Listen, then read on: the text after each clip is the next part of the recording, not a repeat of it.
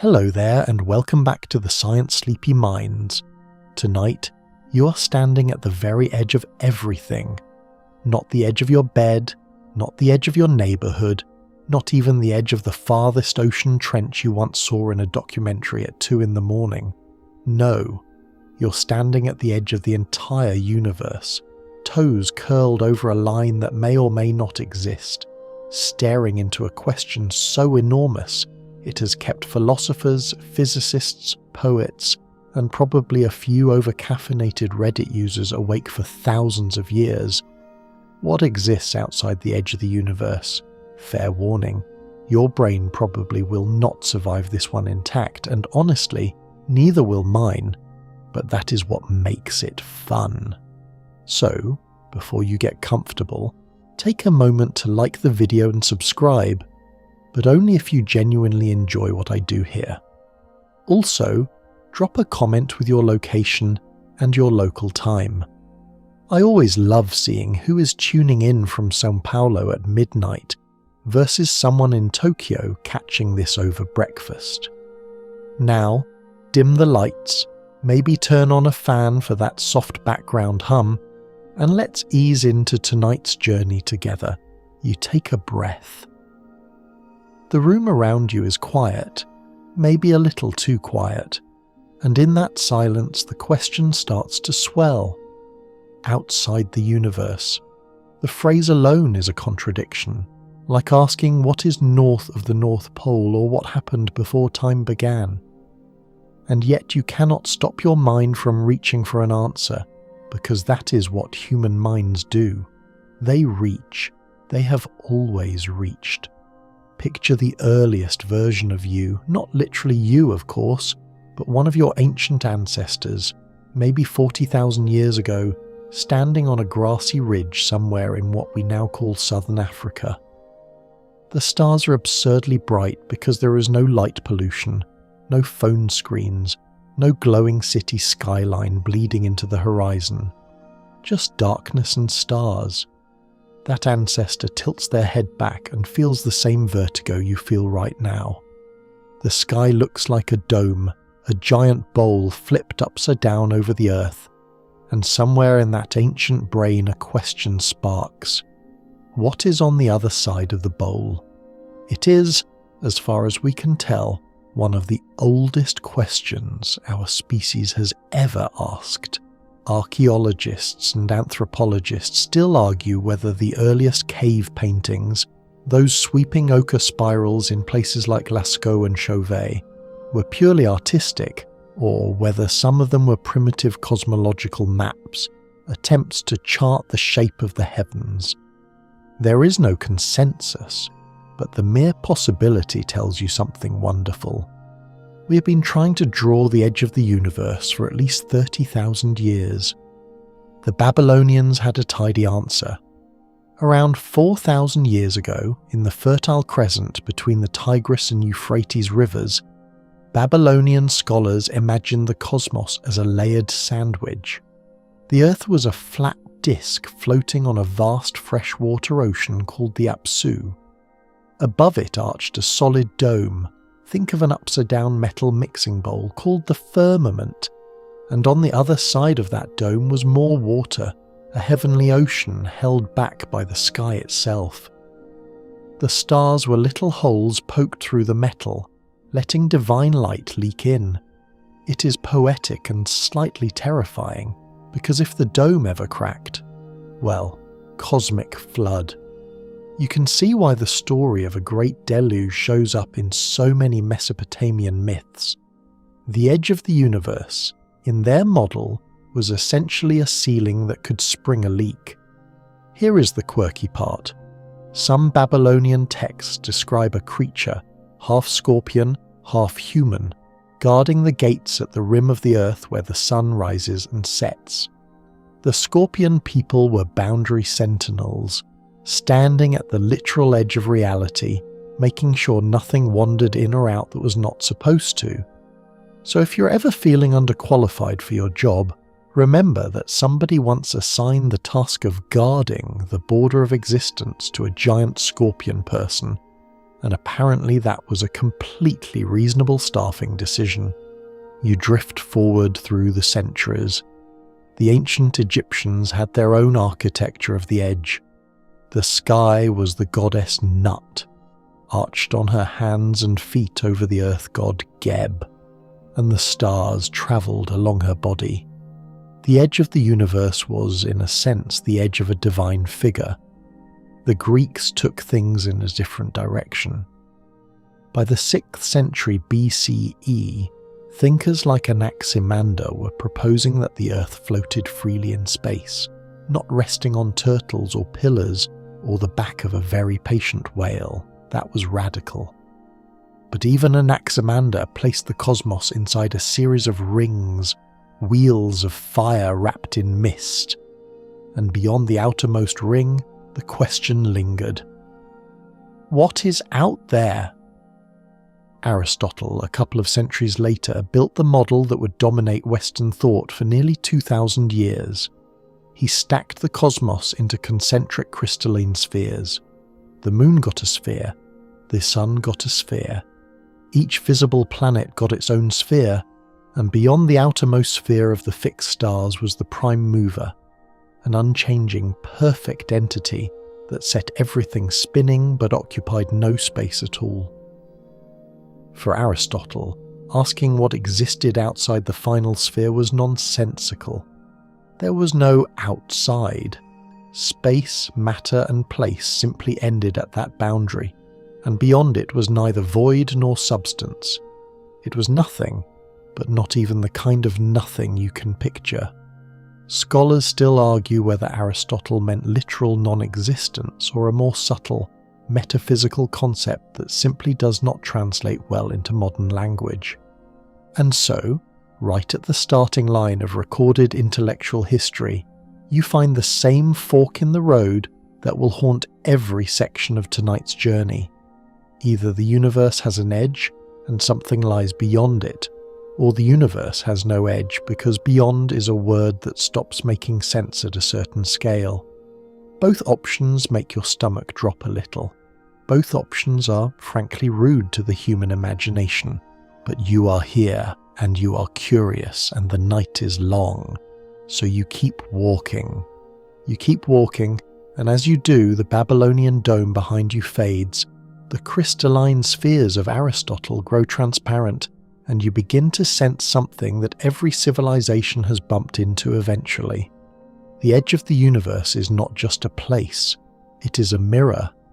Every model of the boundary tells you less about what is actually out there, and more about the fears, hopes, and imaginative limits of the people who built the model.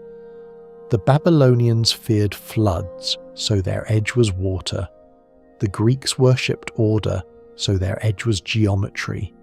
And tonight, as you lie here in the dark, your own edge is shaped by whatever you believe the universe owes you. An answer, a wall, an infinity, or maybe just a gentle, sleepy silence stretching on and on and on. The crystalline spheres are still ringing faintly in your ears as you drift deeper into the ancient world, because Aristotle was not the only voice in the room. He was merely the loudest, the one whose textbook survived, the one whose model got photocopied, metaphorically speaking, by every European university for the next 18 centuries. But there were dissenters, and their ideas about the edge were wilder, braver, and in some cases eerily close to what modern physics would eventually suggest. You find yourself in the 5th century BCE, sitting cross-legged in a dusty courtyard somewhere in the Greek colony of Abdera, listening to a man named Democritus. He is cheerful, possibly a little sunburned, and he is telling you that everything is made of atoms, tiny indivisible particles bouncing around in an infinite void. For Democritus, the universe has no edge because the void simply goes on forever. Atoms clump together here and there to form worlds, and between those worlds is just more emptiness, more atoms, more possibility. It is a breathtakingly modern idea wrapped in a toga. And here is the quirky bit that does not get enough attention. Democritus apparently believed that somewhere out in that infinite void there existed a world exactly like this one, with another version of you, lying in another bed, listening to another version of this very thought experiment. The multiverse, it turns out, is not a 21st century invention. It is a 2,500-year-old hunch that just kept getting dressed up in new mathematics. The Epicureans ran with this idea a few centuries later. Lucretius, the Roman poet-philosopher who lived around 99 to 55 BCE, wrote a sprawling poem called De Rerum Natura on the nature of things, and in it he posed a thought experiment so elegant it still shows up in undergraduate philosophy courses. Imagine, he said, that you walk to the very edge of the universe and throw a spear. Either the spear keeps going, which means there is more space beyond the edge, or something stops it, which means there is a physical barrier out there and you can walk to that barrier and throw the spear again. Either way, the edge retreats. Either way, you never actually reach a final boundary. Lucretius concluded that the universe must be infinite, and honestly, lying here in the dark, you have to admit the logic is annoyingly hard to argue with. But not everyone was convinced. The Stoics, who were the wellness influencers of the ancient world, all about discipline, cold baths of the mind, and accepting what you cannot control, had a different picture. They believed the cosmos was a finite spherical island of matter surrounded by an infinite void. The void was not nothing exactly. It was something. It was pure empty space, featureless and endless, and the organized universe sat inside it like a single glowing ember floating in a dark, limitless room. Scholars still argue whether the Stoic void counts as something or nothing in modern terms, because the Stoics themselves were a bit slippery on the definition. They insisted the void had no properties, no substance, no qualities, and yet it existed. It was real nothingness, which is, if you think about it for more than 10 seconds, a phrase that makes your brain feel like a wet towel being wrung out. You leap forward now, across the Mediterranean in a few centuries, and land in the intellectual world of ancient India, where the question of the edge was being chewed on with equal intensity, but a very different flavour. In the Jain cosmological tradition, the universe, called the loka, is finite and has a very specific shape. Picture a cosmic human figure standing with arms akimbo, wider at the top and bottom, narrower at the waist. Inside this figure there are layers upon layers of heavens and hells and middle worlds, and everything that exists, every soul, every atom, every particle of karma, is contained within it. Outside the loka is the aloka, a boundless, empty, soulless expanse that stretches in all directions forever. Nothing happens there. Nothing can happen there. It is absolute stillness, absolute emptiness, and no being, no matter how powerful, can travel into it and find anything at all. If the Stoic void felt like an empty room, the Jaina loka feels like an empty room where even the concept of rooms has been deleted.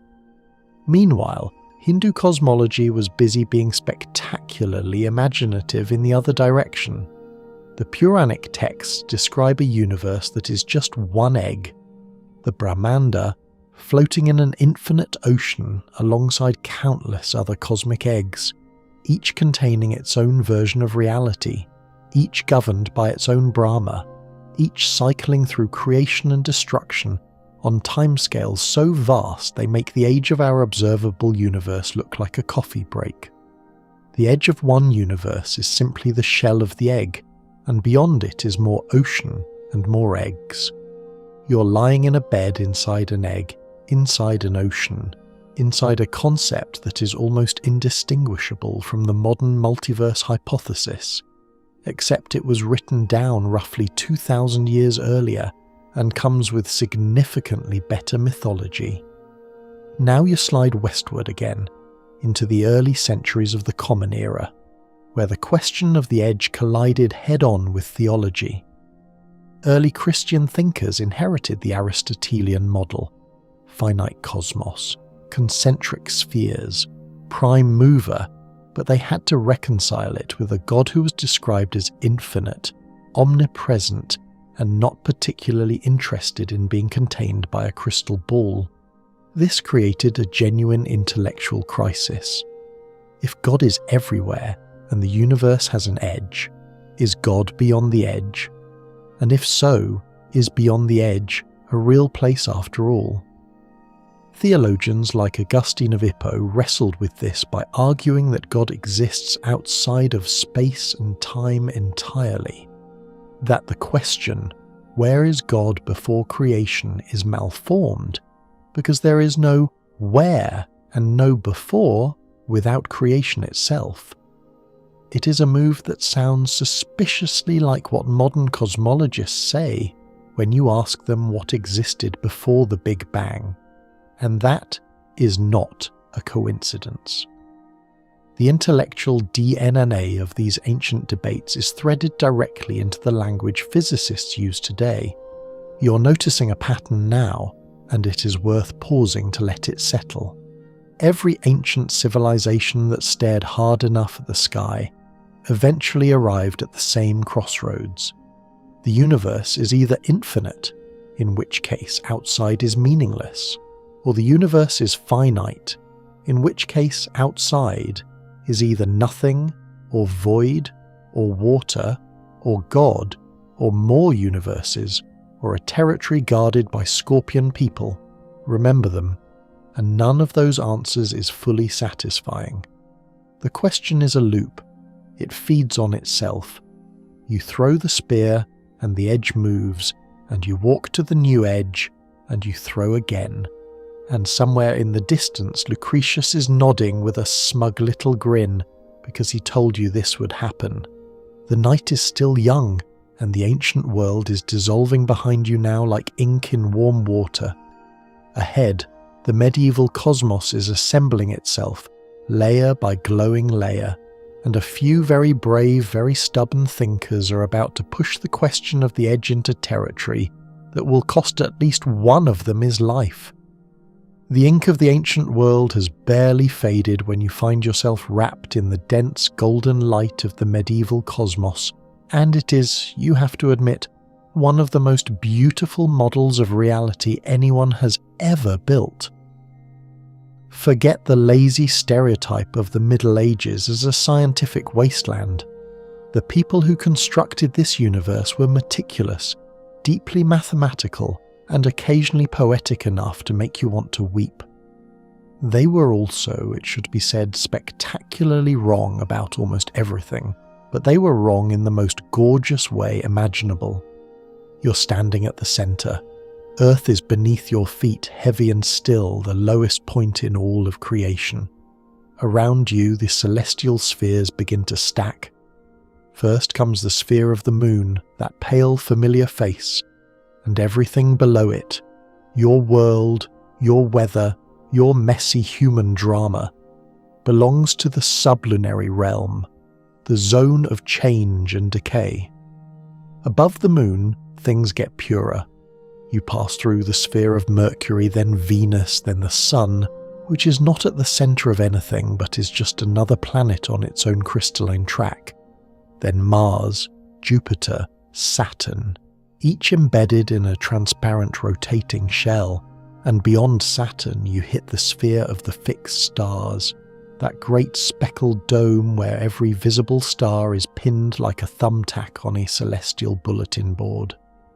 This is the Aristotelian model, but the medieval version has extra layers, because medieval thinkers never met a cosmic hierarchy they did not want to extend upward. Beyond the fixed stars, the Christian medieval cosmos added the primum mobile, the first moved thing, a sphere with no stars at all, just pure motion, spinning so fast it dragged all the inner spheres along with it. And beyond the primum mobile was the empyrean, the dwelling place of God, the angels and the blessed souls. The Empyrean was not a physical place. It was made of pure light, pure stillness, and it existed outside of time. If you asked a 13th century theologian what was beyond the edge of the universe, this was the answer. The edge was not a wall. It was a threshold between the physical and the divine, between the created and the eternal, and crossing it meant leaving behind not just space but the very concept of location. Dante Alighieri gave this model its most famous literary expression in the Divine Comedy, completed around 1320.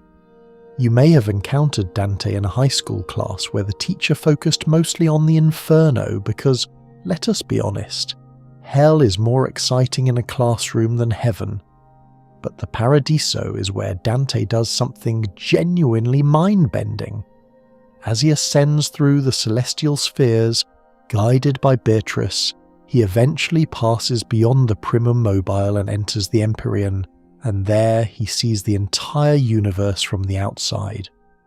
The physical cosmos appears as a tiny point of light surrounded by 9 rings of angels, and those angelic rings get larger and faster the farther they are from the centre, the exact inverse of the physical spheres, which get slower as they expand outward.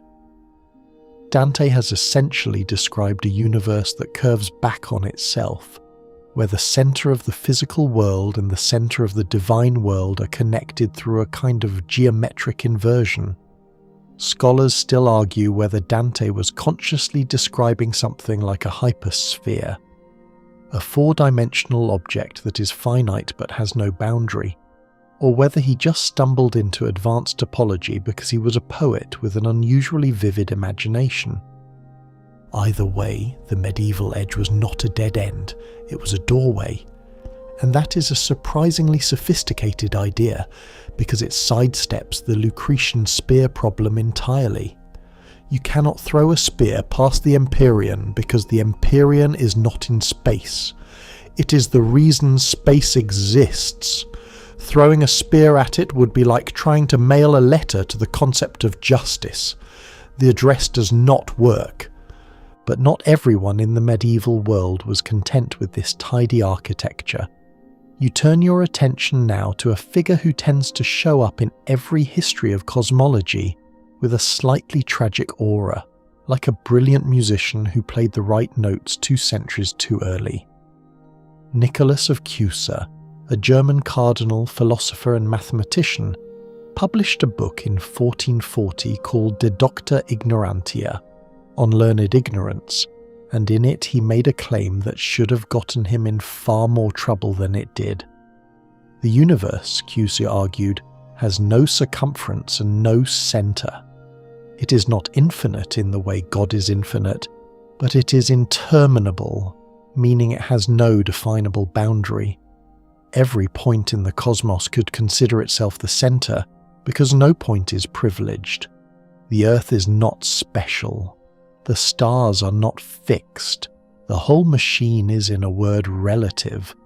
Cusa wrapped this in enough theological language to avoid prosecution, insisting that only God is truly infinite, and the universe merely reflects that infinity imperfectly.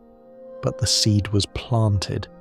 If the universe has no edge, then the question of what lies outside it begins to dissolve, not because the answer is nothing, but because the question itself is built on a faulty assumption. And then there is Giordano Bruno, and the story gets darker. Bruno was a Dominican friar, born in 1548 in Nola, near Naples, and he took Cusa's ideas and stripped away the protective theological insulation. Bruno declared openly that the universe is infinite, that the stars are suns, that those suns have planets, and that those planets may harbour life. There is no edge, no boundary, no outermost sphere. The cosmos goes on forever in every direction, and God is not sitting outside it in a palace of light, but is instead woven into the fabric of the infinite itself. This was thrilling. This was also, in the context of late 16th century Catholic Europe, a spectacularly dangerous thing to say out loud. Bruno spent years wandering from city to city, lecturing, arguing, alienating pretty much everyone he met, because he was, by most accounts, not a particularly easy person to share a dinner table with, and eventually he was arrested by the Inquisition in Venice in 1592. After 8 years of imprisonment and interrogation, he was found guilty of heresy on multiple counts. On February 17th, 1600, in the Campo de Fiori in Rome, Giordano Bruno was burned at the stake. According to one account, when the judges read his sentence, he told them that they pronounced it with greater fear than he received it. A quirky and grim footnote: the Inquisition reportedly placed a metal clamp on his tongue to prevent him from speaking as he was led to the pyre, which tells you exactly how frightened they were of the word still inside him. Bruno's execution did not kill the idea of an infinite universe. You cannot execute an idea, no matter how many pyres you build. And within a few decades, the crystalline spheres were already cracking under the weight of new observations, new mathematics, and a stubbornly curious species that simply could not stop throwing Lucretius's spear into the dark. The medieval cosmos, with its layered heavens and angelic hierarchies and shimmering empyrean, was dissolving like sugar in warm tea, and what emerged on the other side was something colder, stranger, and far more vast than any friar or poet had dared to imagine. You pull the blanket a little closer. The spheres are gone now. The ceiling above you is not crystal. It is just plaster, and beyond it you are starting to suspect is something that makes the Empyrean look quaint. The spheres have shattered, the Empyrean has dimmed, and you are drifting now into the 17th century, where a man with truly extraordinary hair is about to change the rules of the game so completely that the question of the edge will never sound the same again. Isaac Newton did not set out to explain what exists outside the universe. He set out to explain why apples fall and why the moon does not, and in doing so he accidentally built a framework that made an infinite universe not just possible, but in a certain mathematical sense, necessary. You're sitting in a candlelit study in Cambridge sometime around 1687, and the Principia Mathematica is freshly bound on the desk. Newton has just given humanity the law of universal gravitation. Every piece of matter in the universe attracts every other piece of matter with a force proportional to their masses and inversely proportional to the square of the distance between them. It is elegant, it is terrifying, and it has a problem. If the universe is finite, a big ball of stars and planets and dust floating in an otherwise empty void, then gravity should be pulling everything toward the center. Over time, all the matter in the cosmos would collapse into one enormous lump, like a snowball rolling downhill forever. The sky should not look the way it looks. The stars should not be spread out the way they are. Something is wrong. Newton saw the issue, and his solution was breathtaking in its simplicity. If the universe is infinite and matter is spread more or less evenly throughout that infinity, then every point in space is pulled equally in all directions. The gravitational forces cancel out. Nothing collapses because there is no center to collapse toward. The universe holds itself up by being everywhere at once. It is the cosmic equivalent of standing in the middle of a crowd so dense that nobody can fall over because everyone is leaning on everyone else. Newton essentially argued that the universe must be infinite to avoid its own gravitational suicide, which is, if you think about it, one of the most dramatic reasons anyone has ever given for anything. Now, Newton was wrong about several things here, and modern physicists will be quick to point that out. His infinite static universe is actually unstable. A tiny imbalance in the distribution of matter would still trigger a cascade of collapse, and the whole system would eventually clump up no matter how infinite it was. This was shown rigorously much later, and it is one of the reasons Einstein would eventually have to wrestle with the same problem using very different tools. But in the late 1600s, Newton's argument was persuasive enough to shift the entire conversation. The universe, for the first time in mainstream European thought, was mathematically infinite. There was no edge, there was no wall, no dome, no crystal sphere, no empyrean bathed in divine light. There was just space stretching in every direction, populated by stars, governed by gravity, and silent as a library at 3 a.m. Here is a historical fact that often gets overlooked. Newton did not arrive at this idea in a vacuum. No pun intended, but also, yes pun intended. He was in active correspondence with a theologian named Richard Bentley, who was preparing a series of lectures designed to prove the existence of God using Newtonian physics. Bentley wrote to Newton asking pointed questions about the implications of universal gravitation, and Newton's replies, known as the Bentley Letters, are where he laid out his reasoning about the infinite universe most clearly.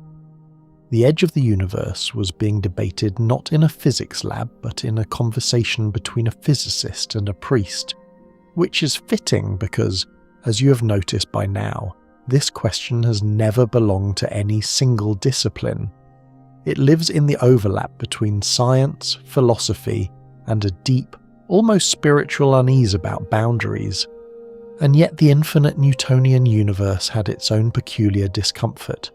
If space goes on forever, filled with stars forever, then you're not at the centre of anything. You're not even close to the centre, because an infinite space has no centre.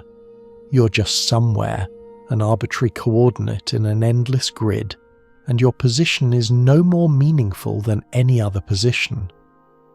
This was a profound philosophical demotion. The medieval cosmos, for all its flaws, had given humanity a place. You were at the bottom, sure, in the muck and the mud of the sublunary realm, but at least you were at the bottom of something. You were located. In Newton's infinite universe, you are essentially lost. There is no map because the map would have to be infinite too, and no one has that much paper. A quirky tidbit from this era that deserves more attention. Newton himself was deeply uncomfortable with the idea of gravity acting across empty space, with no medium to carry it. He called it so great an absurdity that he could not believe any thinking person would accept it.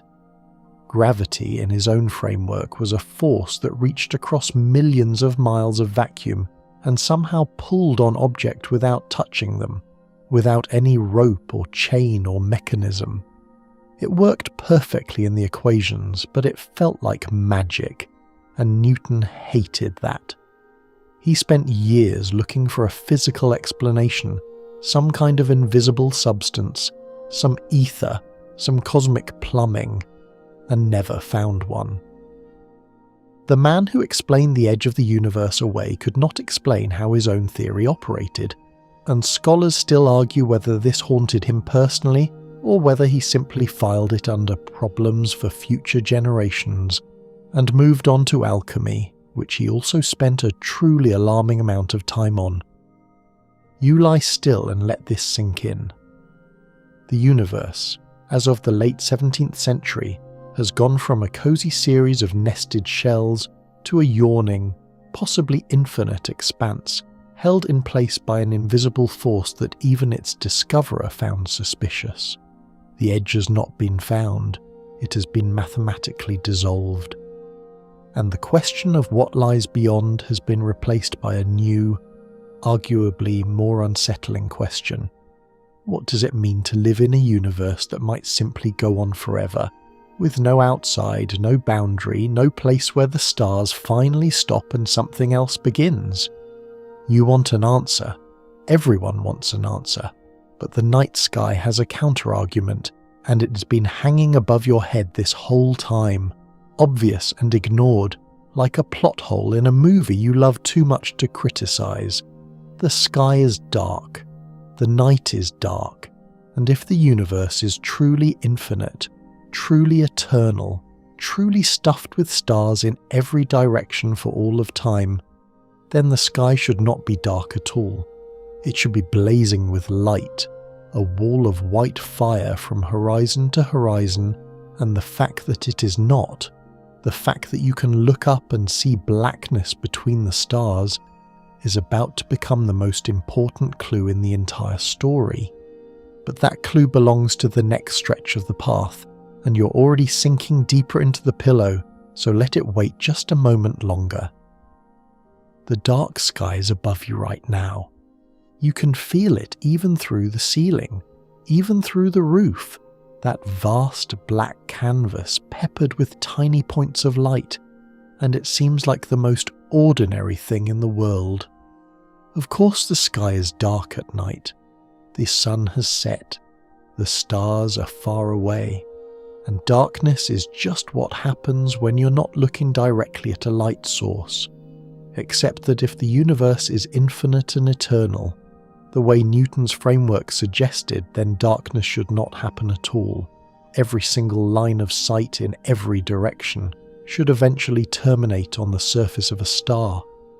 The sky should be a solid wall of starlight, blinding and inescapable, and the fact that it is not is a paradox so profound that it quietly undermines everything the 17th century thought it had figured out. This puzzle is called Olbers' paradox, named after the German astronomer Heinrich Wilhelm Olbers, who described it in 1823, although he was far from the first person to notice the problem. The English astronomer Thomas Digges raised a version of the question as early as 1576, and Johannes Kepler mentioned it in 1610, and the Swiss astronomer Jean-Philippe Loys de Chazeau gave it a detailed mathematical treatment in 1744. Olbers gets the naming credit mostly because history is not always fair, and sometimes the person who states a problem most clearly in a popular paper is the one who ends up on the label, regardless of who actually opened the jar. Scholars still argue about whether Olbers himself even considered his formulation to be genuinely paradoxical, or whether he thought he had already solved it, which would make the whole naming convention not just unfair but slightly ironic. So let yourself sit with the problem for a moment, because it is delicious in its simplicity. Imagine you are standing in an infinite forest. The trees stretch in every direction forever. No matter which way you look, your line of sight will eventually hit a tree trunk. There are no gaps, no clearings, no directions where you can see to infinity without obstruction. The forest is simply too full.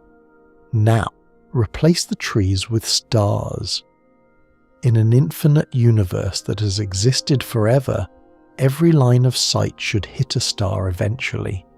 Some stars are closer and brighter, some are farther and dimmer, but the sheer accumulation of starlight from an infinite number of stars should fill the entire sky with light. The night should be as bright as the surface of an average star. You should, technically, be cooked alive by the combined radiation of an infinite cosmos, which is a sentence that probably was not in your plans for tonight's relaxation, but here we are. Olbers himself proposed that the answer might be dust. Maybe interstellar dust absorbs the light from distant stars, creating the dark gaps we see. It is a reasonable guess, and it is completely wrong. If dust were absorbing all that starlight, the dust itself would heat up over time and eventually begin to glow with the same intensity. You cannot hide infinite energy behind a curtain, because the curtain eventually catches fire. The dust solution is like trying to block a flood by putting a sponge in front of it. The sponge is going to get saturated. Here is a quirky detail that rarely makes it into the textbook version. Edgar Allan Poe, yes, that Edgar Allan Poe, the one with the ravens and the creepy short stories, actually proposed a surprisingly cogent solution to the paradox in 1848, in a prose poem called Eureka. Poe suggested that the universe is not infinitely old, that light from the most distant stars simply has not had time to reach us yet. The dark gaps in the sky are not empty, they are full of light that is still on its way. It was a remarkably prescient idea for a writer best known for burying people alive in wine cellars, and it turns out Poe was essentially correct, though the full explanation is a bit more layered than even he imagined. The modern resolution of Olbers' paradox rests on two pillars, and both of them will matter enormously as you continue down this path tonight. The first pillar is exactly what Poe suggested. The universe has a finite age. It is not eternal. The current best estimate is about 13.8 billion years, which means light has only had 13.8 billion years to travel, and stars have only had a fraction of that time to form and shine. There are stars out there whose light simply has not arrived yet, and there are regions of space so distant that their light will never arrive, not because of any barrier but because the universe is expanding and the distance between us and those regions is growing faster than the light can cross it. The dark sky is not evidence of emptiness, it is evidence of youth. The universe is too young for all its candles to have been lit in your sky. The second pillar is the expansion itself. The universe is not static. It is not the frozen infinite grid that Newton imagined. Space itself is stretching, and as it stretches, the light travelling through it gets stretched too. The wavelength of light from distant stars is pulled longer and longer, shifting from visible light to infrared to microwave radiation, dropping below the threshold of what your eyes, or even most telescopes, can detect. The light is still there technically. It has just been redshifted into invisibility. The universe is singing, but the song has been pitched down so far that you cannot hear it anymore. You're surrounded by ancient light that has been stretched into silence, and that silence is what you call the dark night sky. So Olbers' paradox is not really a paradox at all. It is a clue. The dark sky is telling you that the universe is not infinite and eternal in the simple Newtonian sense. It either has a finite age, or it is expanding, or both. And as it turns out, both are true, which means the universe has a history, a beginning, a moment when the whole thing started, and that beginning changes the question of the edge entirely. Because if the universe began, then there was a moment when it was very, very small, and the edge, if it exists, was very, very close. And the story of what happened in those first frantic moments is the story of how the boundary got pushed outward to wherever it is now. You feel the paradox dissolving in your mind like sugar in tea, and what remains is a residue of wonder. The dark sky is not emptiness. It is a message written in missing light, a love letter from a young and stretching cosmos, and every time you look up at night you're reading it without knowing. The darkness between the stars is not nothing. It is the sound of the universe still becoming itself, still expanding into, well, into what exactly? That question is still out there, patiently waiting, grinning in the dark like a Cheshire cat with a degree in astrophysics. And the person who will reshape the question most dramatically is already scribbling equations in a patent office in Bern, hair unkempt, coffee getting cold, about to bend the very fabric of the container you've been trying to peer beyond. The coffee is cold, the hair is legendary, and the man in the patent office is about to do something so radical that the universe itself will need to be reimagined from scratch. Albert Einstein, in 1915, published his general theory of relativity, and in doing so he did not just answer old questions about the edge of the universe. He made most of those old questions structurally impossible to ask in the same way ever again. If Newton dissolved the edge with infinity, Einstein dissolved it with geometry. And the geometry he proposed is so counterintuitive, so beautifully strange, that you're going to need to relax every muscle in your body and just let the images wash over you, because forcing your brain to understand this in the usual sense is like trying to fold a river. Here is the core idea, stripped down to its softest bedtime version. Space is not a stage. It is not a fixed, rigid, invisible box in which things happen. Space is a thing. It is a fabric, a medium, a substance, not made of atoms, but real and flexible and capable of bending, stretching, warping and curving. Matter and energy tell space how to curve, and curved space tells matter how to move. That is general relativity in 2 sentences. The sun does not reach out and grab the earth with an invisible gravitational rope, the way Newton uncomfortably imagined. Instead, the sun's mass creates a dip in the fabric of space-time, and the earth rolls around the rim of that dip like a marble circling a bowl. Gravity is not a force, it is the shape of the road. Now here is where it gets relevant to your question about the edge. If space can curve, then the entire universe can curve. Not just the space around a star or a planet, but all of it.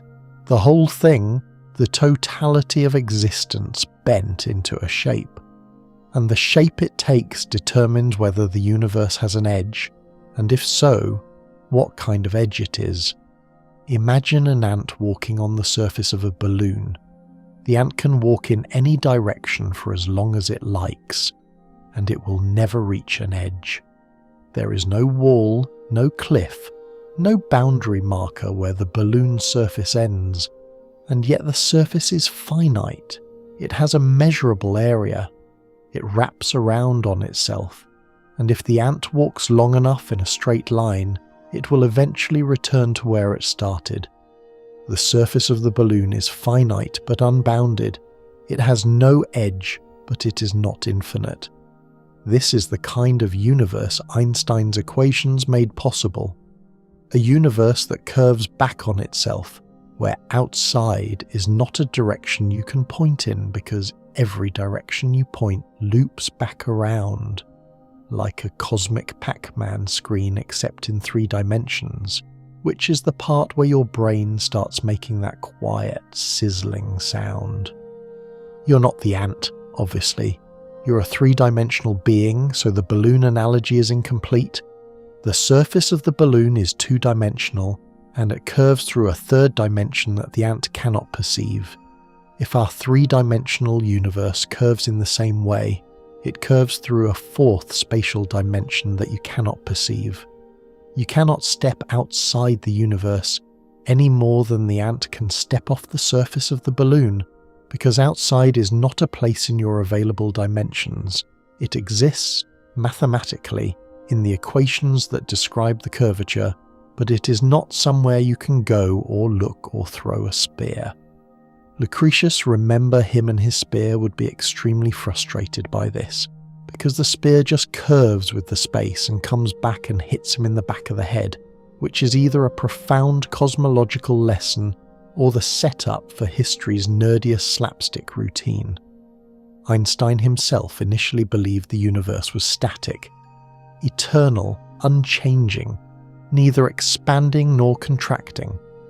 When his own equations suggested otherwise, he introduced a fudge factor called the cosmological constant, a number designed to prop the universe up and keep it from collapsing or expanding. He later called this his greatest blunder, though scholars still argue whether he actually used that exact phrase, or whether it was attributed to him after the fact by the physicist George Gamow, who had a well-documented habit of embellishing good stories.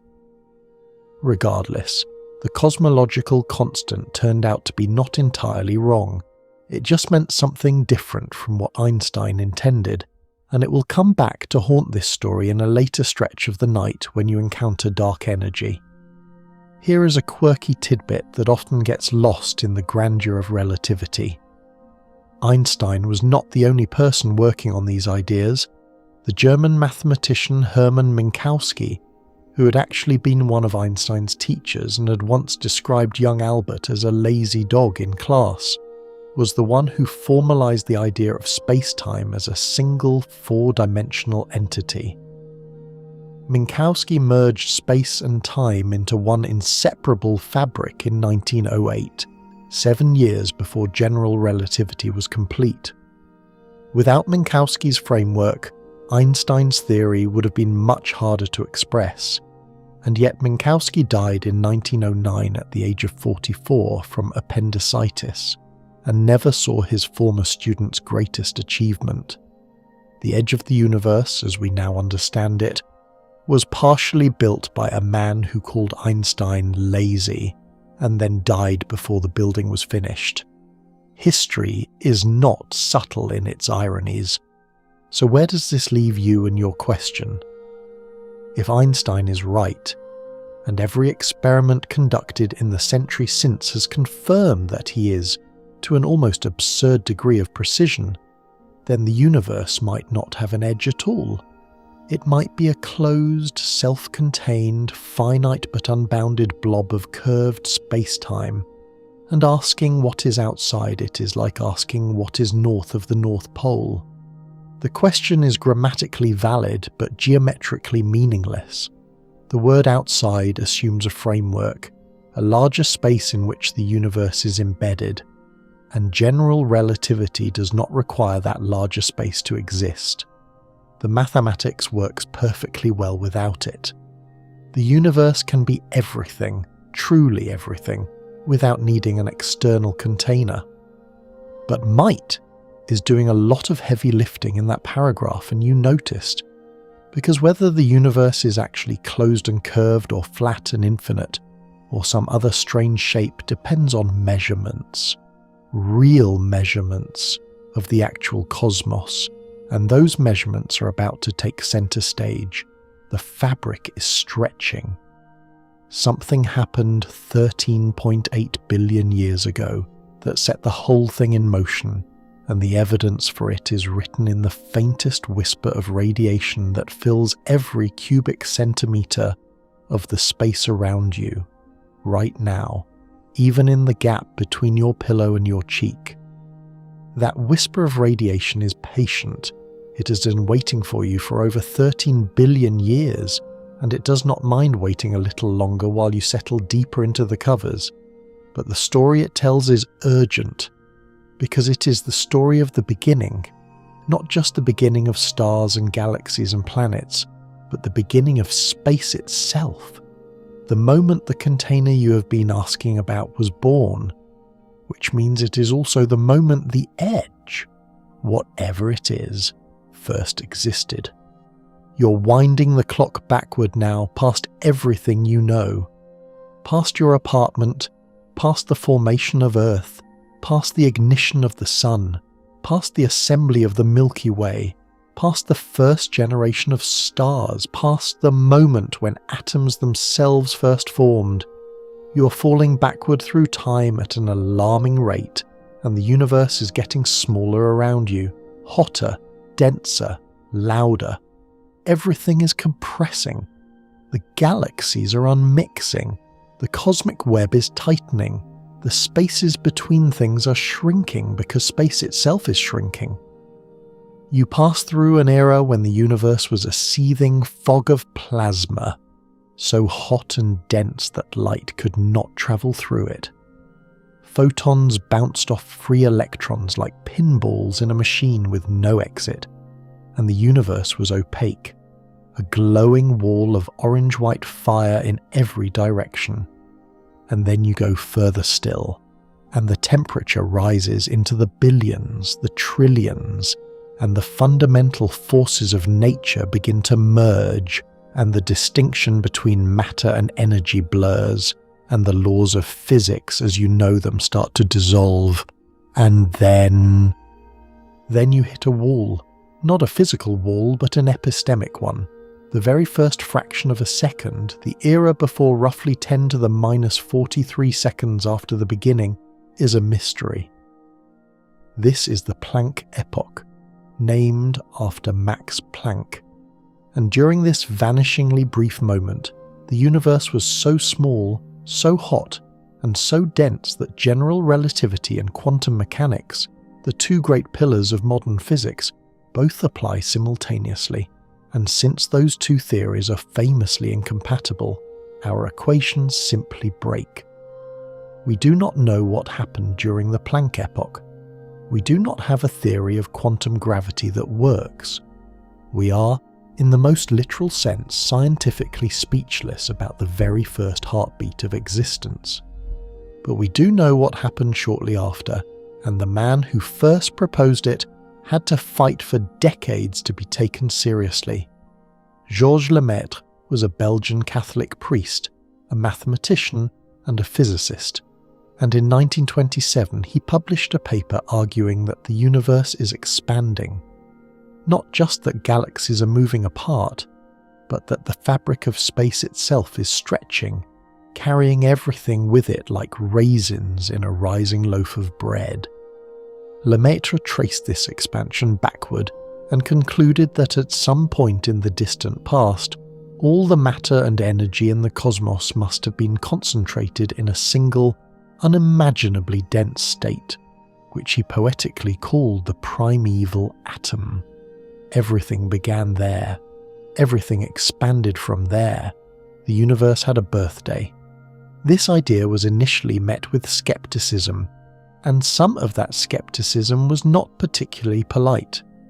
The British astronomer Fred Hoyle, who favoured a competing model in which the universe had no beginning and existed in a steady state forever, coined the term Big Bang during a 1949 BBC radio broadcast, and he almost certainly meant it as a dismissal, a way of making Lemaitre's theory sound crude and cartoonish. Scholars still argue whether Hoyle intended the phrase as outright mockery or simply as a vivid shorthand, but either way the name stuck, and now the most important event in the history of everything is saddled with the name that sounds like a rejected title for a sitcom. Lemaitre himself reportedly disliked the term, preferring his original language about the primeval atom. But the universe does not get to choose its own nickname. The evidence for the Big Bang came in waves, each one more convincing than the last. Edwin Hubble, working at the Mount Wilson Observatory in California in the late 1920s, observed that distant galaxies are moving away from us, and the farther away they are, the faster they are receding. This is exactly what you would expect if space itself is expanding uniformly. Hubble often receives sole credit for this discovery, but Lemaitre had actually derived the expansion mathematically 2 years before Hubble's observations confirmed it. The historical record on who deserves priority is messy, complicated by translation delays and publication obscurity, and it remains one of the quieter injustices in the history of science that Lemaitre's contribution was overshadowed for so long. In 2018, the International Astronomical Union voted to rename the law governing cosmic expansion the Hubble-Lemaitre law, which was a gracious correction, even if it arrived about 90 years late. Now here is the crucial thing for your question about the edge. The Big Bang was not an explosion in space, it was an expansion of space. This is the single most commonly misunderstood fact in all of cosmology, and if you carry only one idea from tonight into your dreams, let it be this one. There was no pre-existing void, no dark empty room in which a bomb went off and flung matter outward. Space itself was born in the event. Time itself was born in the event. The expansion is not matter rushing outward into something. It is the something itself getting larger. Asking what the universe is expanding into is like asking what the balloon's surface is expanding onto if you are an ant who cannot perceive the third dimension. The surface is all there is. The expansion is internal. The edge, if it exists, is not a frontier being pushed into new territory. It is the territory itself growing. This distinction is maddening, and you are allowed to feel frustrated by it. Your brain evolved to track the movements of objects through a fixed landscape. Predators crossing savannas, fruit falling from trees, and it did not develop the circuitry for understanding a landscape that is itself in motion. You want there to be an outside, a container, a there, where the universe is heading, because every experience you have ever had involves things moving through spaces, not spaces moving through nothing. But general relativity insists, with a quiet, almost apologetic firmness, that the outside is optional. The math does not need it. The universe is not required to be inside anything. A quirky footnote from this era that deserves its own little spotlight. Lemaitre reportedly met Einstein at the 1927 Solvay conference and explained his expanding universe model. Einstein acknowledged the math was correct but told Lemaitre that his physics was abominable. Einstein still clung to his static universe at that point, cosmological constant and all.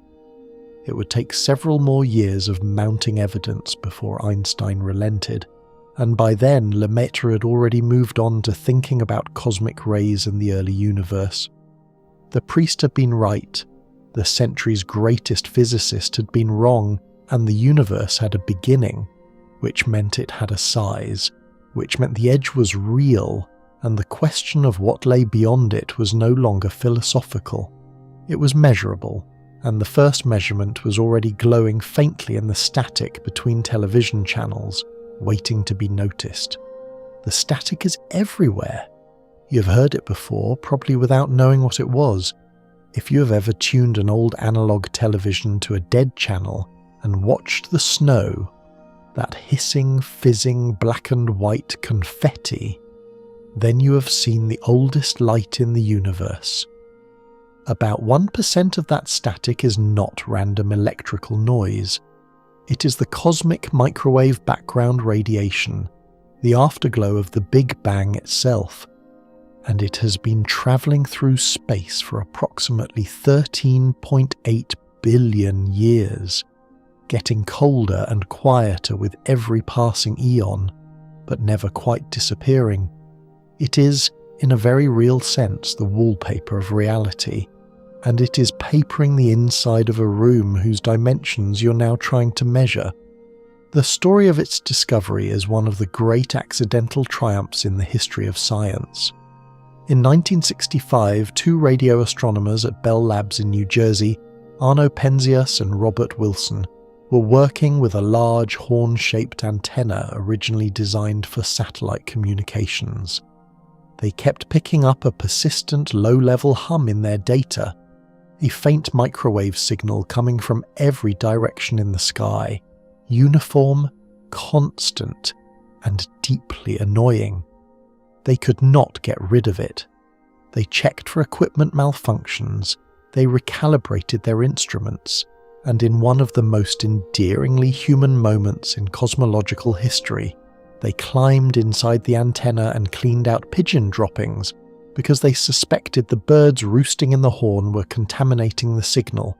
The pigeons were evicted, the droppings were scrubbed, the hum remained. Meanwhile, just 40 miles away at Princeton University, a team led by physicist Robert Dicke was actively building a detector to search for exactly this signal.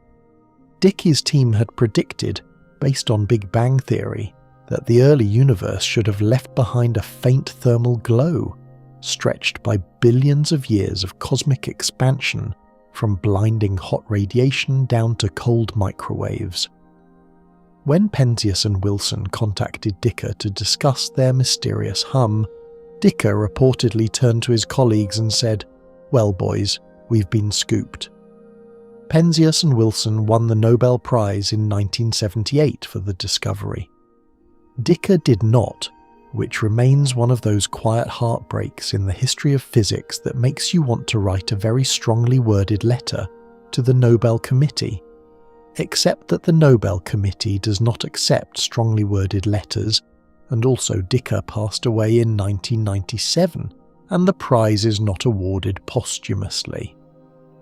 But here is why the cosmic microwave background matters so enormously for your question about the edge. The CMB is not just old light, it is a boundary. It is the farthest thing you can ever see, not because there is nothing beyond it, but because before the CMB was released, the universe was opaque. Remember that seething fog of plasma you passed through when you were rewinding time a few sections ago? For the first 380,000 years after the Big Bang, the universe was so hot that atoms could not form. Electrons and protons flew around freely, and photons, particles of light, could not travel more than a short distance before slamming into a free electron and scattering off in a random direction. Light was trapped. The universe was a glowing, impenetrable fog, and no information from that era could escape in the form of visible light. Then, around 380,000 years after the beginning, the universe cooled enough for electrons and protons to combine into neutral hydrogen atoms, a moment cosmologists call recombination, which is a slightly misleading name since the electrons and protons had never been combined before. So, combination would have been more accurate.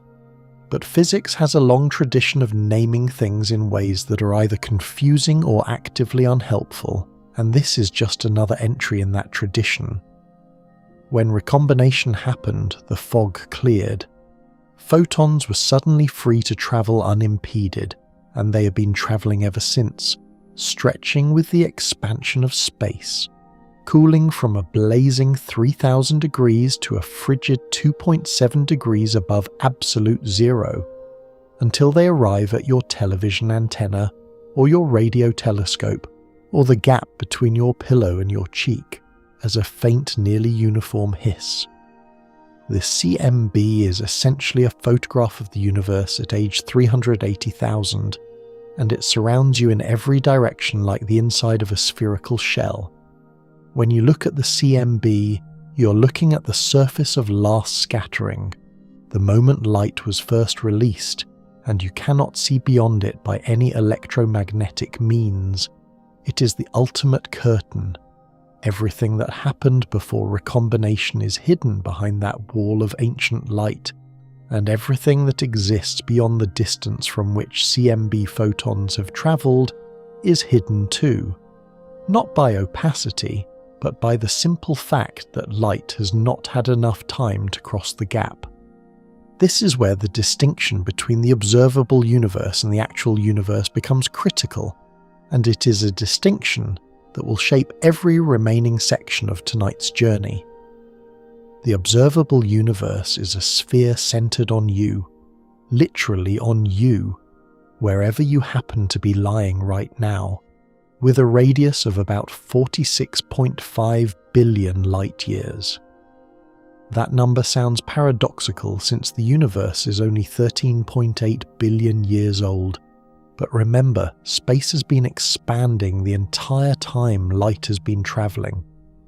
The photons that left the surface of last scattering 13.8 billion years ago started their journey from a point that was much closer to you back then, but that point has since been carried outward by the expansion of space and is now 46.5 billion light-years away. The observable universe is bigger than the age of the universe would naively suggest, because the road has been stretching beneath the traveller's feet the entire time. But the observable universe is almost certainly not the whole universe. It is just the part you can see. Beyond the cosmic horizon, beyond the farthest reach of the CMB, there is very likely more space, more matter, more galaxies, more stars, stretching outward in quantities that could be staggeringly large or even infinite. You have no way of knowing for certain, because no signal from beyond the horizon has reached you, and depending on the rate of expansion, no signal from beyond the horizon ever will. You're inside a bubble of knowability, a sphere of light, and the edge of that sphere is not the edge of the universe. It is the edge of your ignorance. Scholars still argue about the best way to communicate this distinction to the public, because the phrase edge of the observable universe sounds like there is a wall out there, a fence, a line painted on the cosmic floor, and there is not. The horizon is not a place. It is a limitation. It is not something you could fly to and touch. It recedes as you approach it, like a rainbow, like the horizon on Earth, always the same distance away no matter how far you walk. The edge of the observable universe is not the edge of existence. It is the edge of your ability to gather evidence, and the difference between those two things is the entire reason tonight's question is so hauntingly unresolvable.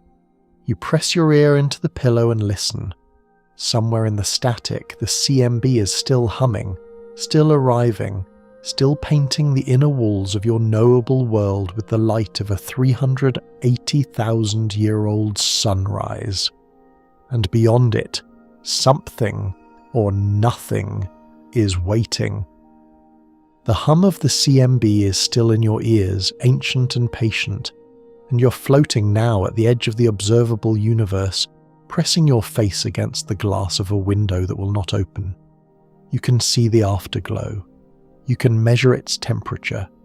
You can map its tiny fluctuations, those minuscule hot and cold spots that represent the seeds of every galaxy, every star, every planet, every late-night existential crisis that would eventually bloom from them.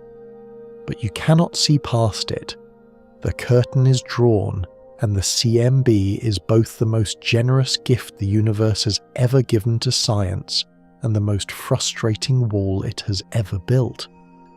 Yet the curtain is not the end of the story, because cosmologists are not the kind of people who accept curtains gracefully. They poke, they infer, they build mathematical models that reach behind the veil and make predictions about what the rest of the universe, the unobservable part, might look like. And those models begin with the deceptively simple question: is the universe, the whole universe, the same everywhere? Is the stuff beyond our horizon basically identical to the stuff within it? Same types of galaxies, same physical laws, same general distribution of matter? Or does reality change character once you cross the line of sight? The answer, as far as anyone can tell, is that the universe almost certainly is the same everywhere, at least on large scales. This assumption is called the cosmological principle, and it has been one of the foundational pillars of modern cosmology since the early 20th century. It says that the universe is homogeneous, meaning it has the same composition everywhere, and isotropic, meaning it looks the same in every direction. There is no special place, no center, no preferred direction. If you teleported to a galaxy 10 billion light-years away, the view from there would be statistically indistinguishable from the view here.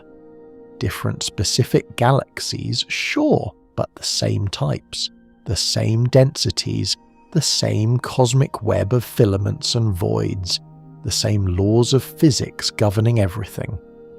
The evidence for this is surprisingly strong. The CMB itself is uniform to an almost eerie degree.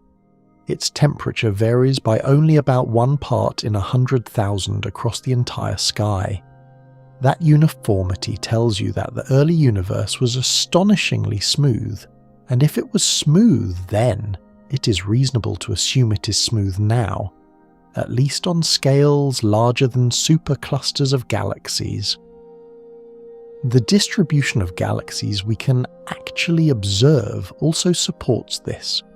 When you zoom out far enough, the cosmic web looks the same in every direction, like a foam or a sponge with roughly equal-sized bubbles and holes. There is no evidence of the universe becoming fundamentally different near the edges of our observable sphere. But here is where things get both exciting and slightly unnerving. If the cosmological principle is correct, and the universe really is the same beyond our horizon as it is within it, then the unobservable universe might be astonishingly, almost incomprehensibly large. How large? That depends on the geometry of space, and the measurements we have suggest that the universe is either flat or so close to flat that any curvature is undetectable with current instruments. A flat universe, in the simplest models, is infinite. It goes on forever.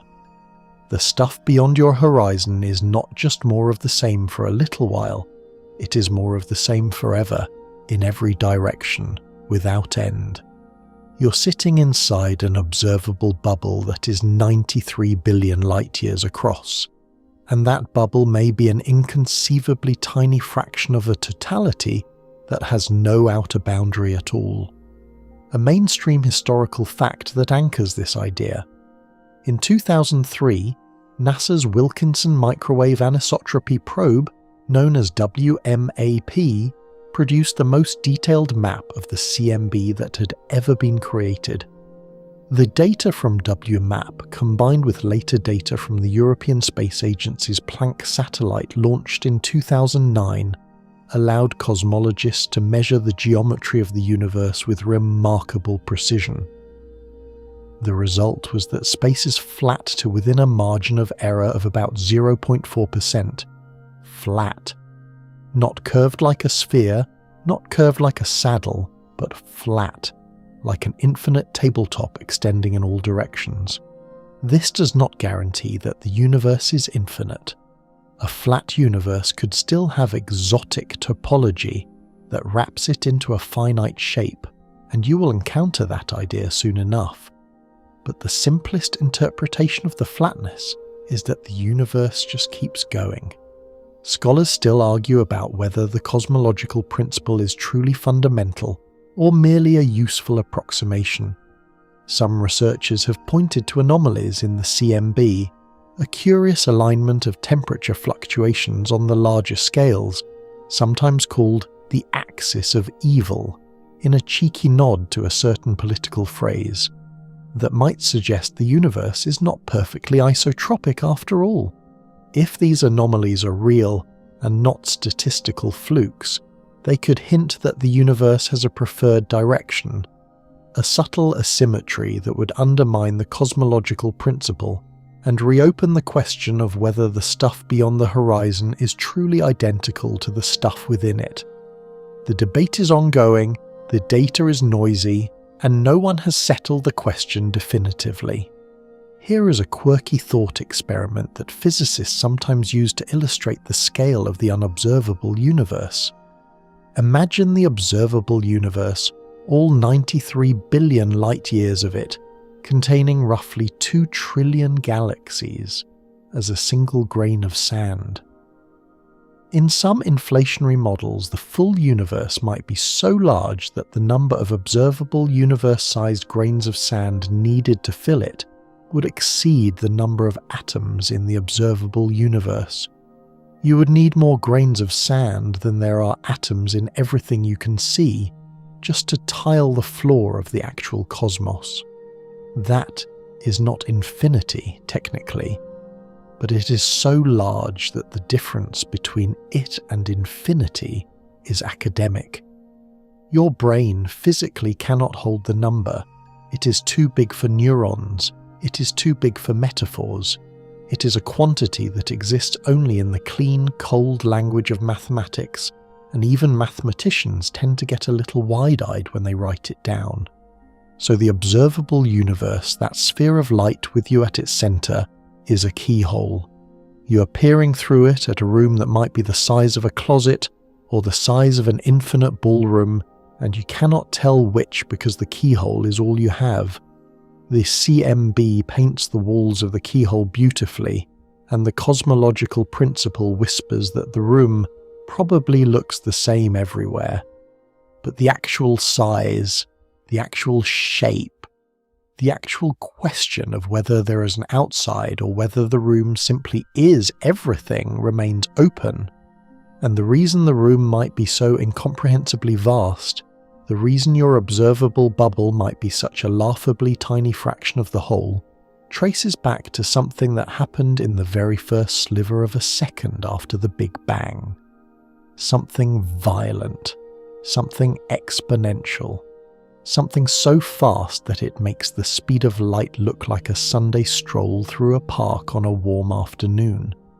You can feel it approaching, that first explosive moment, like the rumble of a train still around the bend. And the pillow beneath your head is still soft, and the night is still long. The rumble arrives, and it is not what you expected. There is no sound, no flash, no dramatic detonation. Instead, there is a stretching, a silent, incomprehensible stretching that happens so fast and so thoroughly that it rewrites the rules of everything you have been told about the universe's size, shape, and edge. This is cosmic inflation, and it is the reason you are probably never going to see what lies beyond the horizon, no matter how advanced your telescopes become, no matter how patient you are, no matter how many billions of years you are willing to wait. The idea was first proposed in 1980 by a young physicist named Alan Guth, who was working at the Stanford Linear Accelerator Center and wrestling with a set of problems in cosmology that had been nagging at theorists for years. The Big Bang model was successful, spectacularly so, but it had awkward gaps. Why is the universe so flat? Why is the CMB so uniform? Why do distant regions of the sky, regions so far apart that they could never have been in causal contact with each other, have almost exactly the same temperature? It is as if you walked into a party and discovered that every single guest was wearing the same obscure shade of teal, and when you asked them why, they all insisted they had chosen independently. The coincidence is too perfect. Something must have coordinated them. Guth's answer was inflation. He proposed that in the first unimaginably tiny fraction of a second after the Big Bang, somewhere around 10 to the minus 36 seconds, the universe underwent a period of exponential expansion so violent that it doubled in size roughly every 10 to the minus 37 seconds.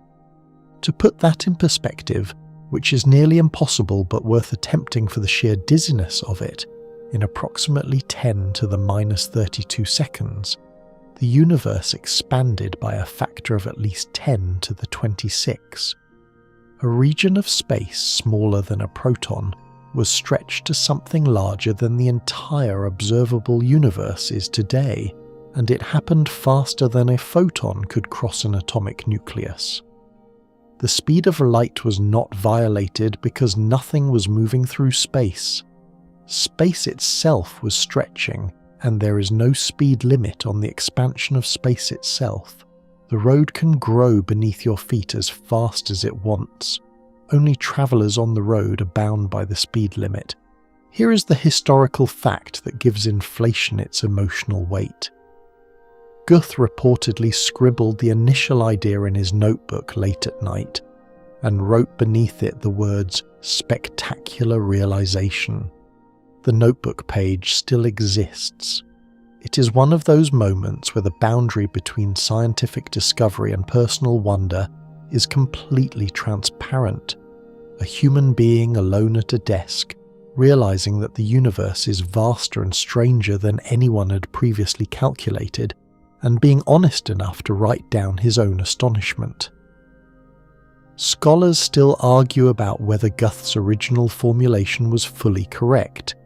It had a problem known as the graceful exit issue, where the inflation period did not end smoothly, but the core insight was sound, and within a few years, revised versions by Andre Linde, Andreas Albrecht and Paul Steinhardt fixed the technical issues and established inflation as a cornerstone of modern cosmology. So what does inflation do to the edge? It pushes it away, unimaginably, absurdly, offensively far away. Before inflation, you might have hoped that the full universe was only modestly larger than the observable part, maybe 10 times bigger, maybe 100 times a manageable excess. After inflation, the full universe could be so large that the observable part is a rounding error. Remember that grain of sand analogy from the last section. Inflation is why. The exponential expansion took whatever the universe's initial size was and multiplied it by a number so large that writing it in standard notation would require more digits than there are particles in the observable universe. The edge, if it exists, was flung so far away that the light from it will never reach you. Not because the light is slow, but because the space between you and the edge is growing faster than the light can cross it. And this is the truly haunting part. Inflation did not just push the edge far away, it pushed it permanently away. The expansion of space has slowed down dramatically since the inflationary epoch. You're living in a comparatively gentle era of cosmic expansion, but it has never stopped. And in fact, as you will discover later tonight, it is speeding up again. The regions of the universe that inflation carried beyond your horizon are receding from you at speeds that increase with distance, and there is a critical threshold beyond which the recession speed exceeds the speed of light. Those regions are not just far away, they are causally disconnected from you.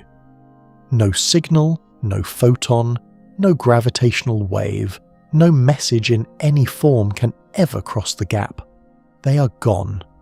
They are part of the universe, but they are not part of your universe, and they never will be again. A quirky detail that deserves attention. Inflation also explains why the universe looks so boringly uniform on large scales. Before inflation, tiny quantum fluctuations, random jitters in the energy of the vacuum at subatomic scales, existed in the minuscule patch of space that would become our observable universe. Inflation took those microscopic wrinkles and stretched them to cosmic proportions. The tiny hot and cold spots in the CMB, the ones that eventually grew into galaxies and galaxy clusters, are literally quantum noise magnified to the size of the sky. You're living inside a blown-up photograph of quantum uncertainty.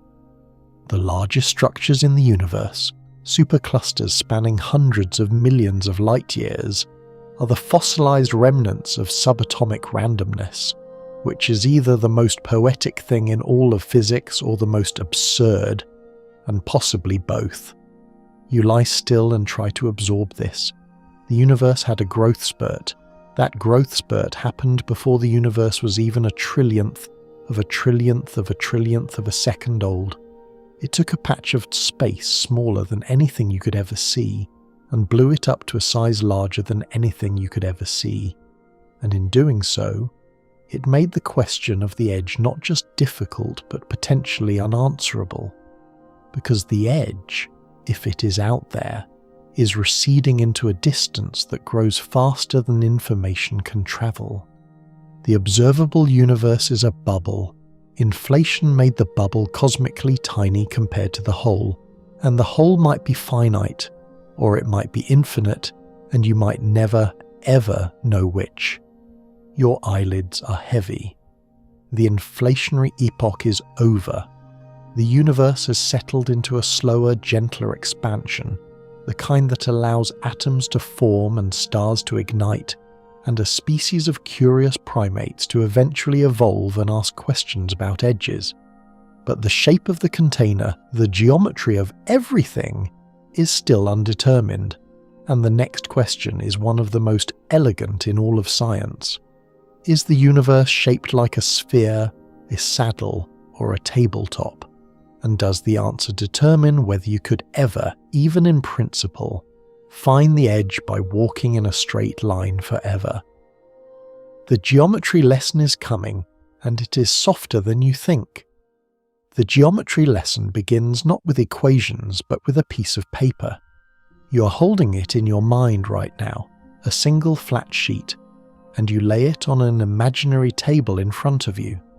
On this sheet, you draw a triangle, 3 straight lines, 3 angles, and if you measure those angles and add them up, you get exactly 180 degrees. You learned this in school. It felt like a law of nature, as certain as gravity, as reliable as the sun rising. But it is not a law of nature. It is a law of flat surfaces, and the universe might not be flat. Pick up that sheet of paper and wrap it around a basketball. Now draw a triangle on the surface of the ball. Use the equator as your base. Draw a line straight up to the North Pole from one end, and another line straight up to the North Pole from a point a quarter of the way around the equator. You now have a triangle with 2 right angles at the base and 1 at the top, which adds up to 270 degrees. That is 90 degrees more than it should be, and nothing is broken. The rules have not been violated. You've simply moved from a flat geometry to a curved one, and on a positively curved surface, a sphere. The angles of a triangle always add up to more than 180 degrees. Lines that start out parallel eventually converge. The surface wraps around on itself, finite but unbounded, and if you walk in a straight line, you will eventually return to where you started. Now imagine a different surface. Instead of a basketball, you're sitting on a saddle, the kind you would find on a horse, curving upward in front and behind you, and downward on either side. On this negatively curved surface, the angles of a triangle add up to less than 180 degrees. Lines that start out parallel gradually diverge, spreading apart forever, and the surface extends infinitely in every direction without wrapping around. A saddle-shaped universe is open, infinite, and has no edge to find no matter how far you travel. And then there is the flat case, the sheet of paper. Angles sum to exactly 180 degrees, parallel lines stay parallel forever, and the surface extends infinitely without curving or closing. A flat universe, like an open one, goes on forever in every direction, and there is no edge, no boundary, no place where the geometry turns you around and sends you home. These 3 options, closed, open, and flat, are the 3 possible global geometries of the universe, and the question of which one describes reality has been one of the most actively pursued measurements in all of cosmology. The answer determines whether the universe is finite or infinite, whether it has an edge or not, and whether the question you've been carrying all night has an answer at all. The measurement itself is elegant. You use the CMB. Those tiny temperature fluctuations in the cosmic microwave background have a characteristic size, a physical scale determined by the physics of the early universe, and that scale acts as a cosmic ruler. If you know how big the ruler actually is, and you measure how big it appears in the sky, you can calculate the geometry of the space between you and the ruler, just as you can tell whether a road is flat or curved by watching whether distant objects appear larger or smaller than they should. On a positively curved surface, distant objects look bigger than expected because the curvature acts like a magnifying glass. On a negatively curved surface, they look smaller. On a flat surface, they look exactly the right size. The results, first from the boomerang balloon experiment in 2000, then from WMAP, and then from Planck with exquisite precision, all point in the same direction. the universe is flat, or so close to flat that any curvature is smaller than the instruments can detect. The angles add up to 180 degrees. The cosmic ruler looks exactly the size it should. Space, on the larger scales, is not curved like a sphere, and not curved like a saddle. It is flat, like that sheet of paper on your imaginary table, and the simplest interpretation of a flat universe is that it extends infinitely in every direction. This is a mainstream result, published in peer-reviewed journals, confirmed by multiple independent experiments, and it is one of the most profound things humans have ever measured. The universe appears to be flat and, by implication, infinite. If that is true, then there is no edge, there is no boundary. The universe does not end anywhere. It just continues. The same cosmic web of galaxies and voids and filaments repeating, with slight variations forever and ever, and the word outside has no referent. You cannot be outside an infinite thing because there is no place that is not inside it. But, and you felt this but coming, you've been lying here long enough to sense the rhythm of these revelations. Flatness does not absolutely guarantee infinity. This is where the story takes one of its most delightful and mind-bending turns, because geometry and topology are not the same thing. Geometry tells you about local properties, angles, curvature, how rulers and triangles behave. Topology tells you about global properties, how space is connected, whether it wraps around, whether it has holes or handles or surprising shortcuts. And a universe can be geometrically flat and topologically finite at the same time. Here is the historical fact that anchors this.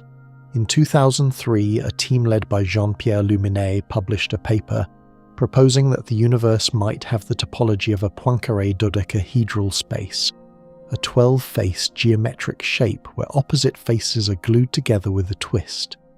Think of it as a cosmic hall of mirrors, a finite room whose walls are transparent portals that connect to the opposite wall.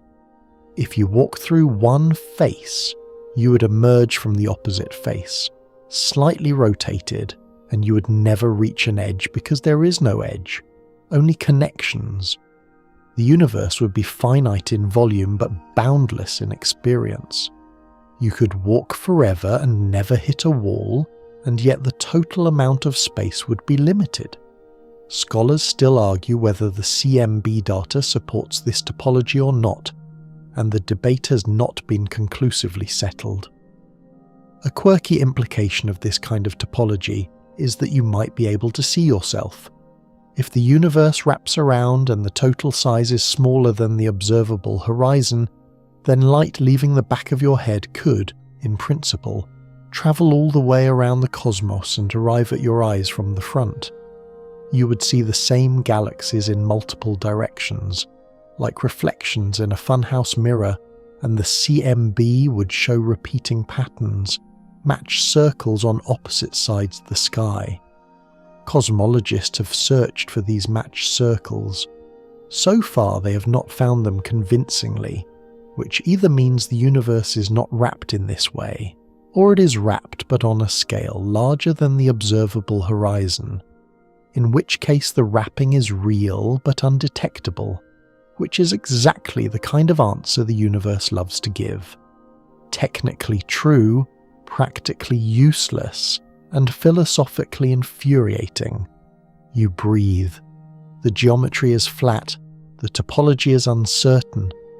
The universe might be infinite, or it might be a finite hall of mirrors, and either way the edge remains elusive. Either because it does not exist, or because it is hidden behind connections you cannot directly observe. The shape of the container is almost resolved but not quite, and the ambiguity is precisely the gap through which the next set of ideas will pour.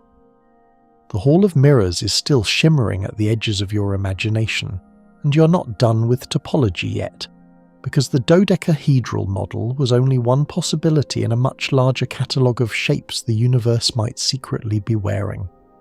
Topology is the branch of mathematics that studies properties preserved under continuous deformation, stretching, bending, twisting, but no cutting or gluing.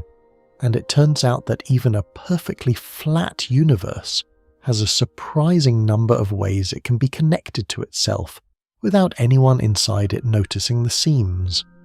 You start with the simplest example. Take that flat sheet of paper again and roll it into a cylinder. You have not changed the local geometry at all. A tiny ant on the surface would still measure triangle angles adding up to 180 degrees. Parallel lines near the ant would still stay parallel.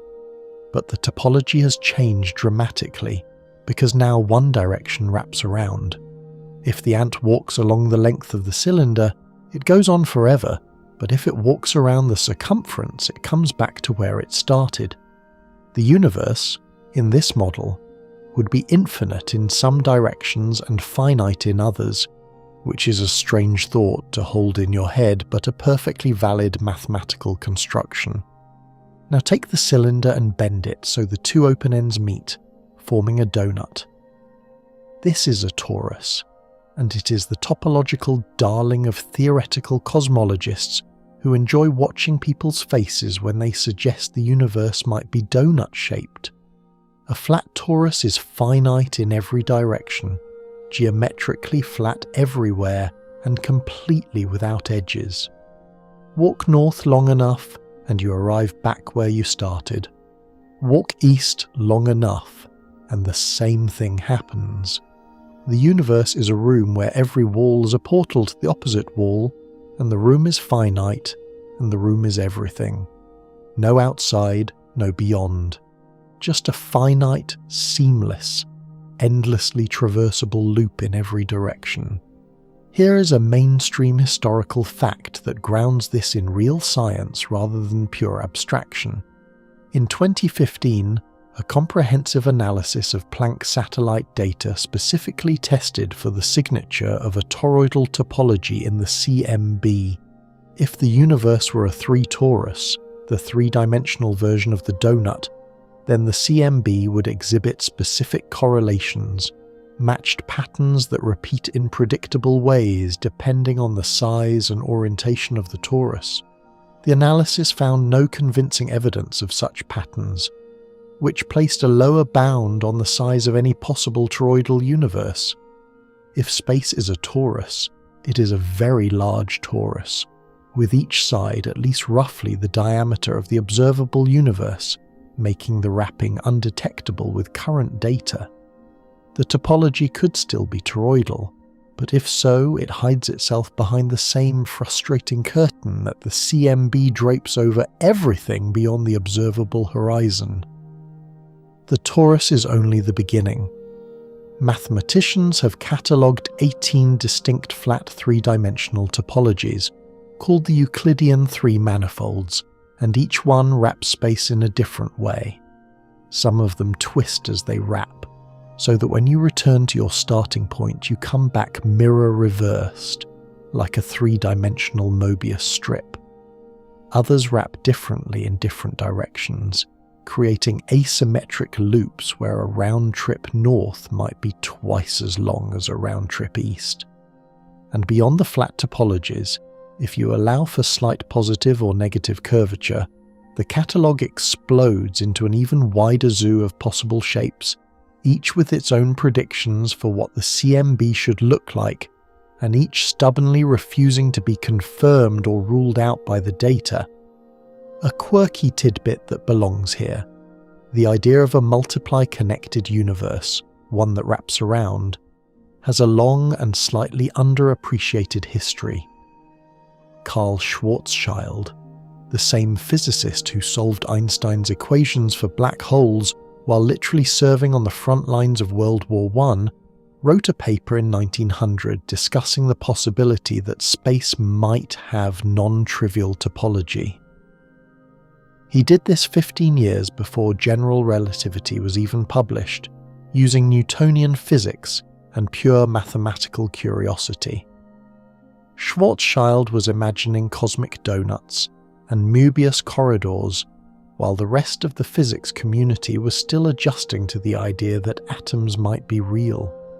He died in 1916 from a skin disease contracted in the trenches, and his topological speculations were largely forgotten for decades. The universe's shape was being pondered by a man with mud on his boots and shells overhead, and that image alone is enough to make you feel both humbled and quietly furious at the waste of war. So where does topology leave you and your question about the edge? In a genuinely uncertain place, which is uncomfortable but honest.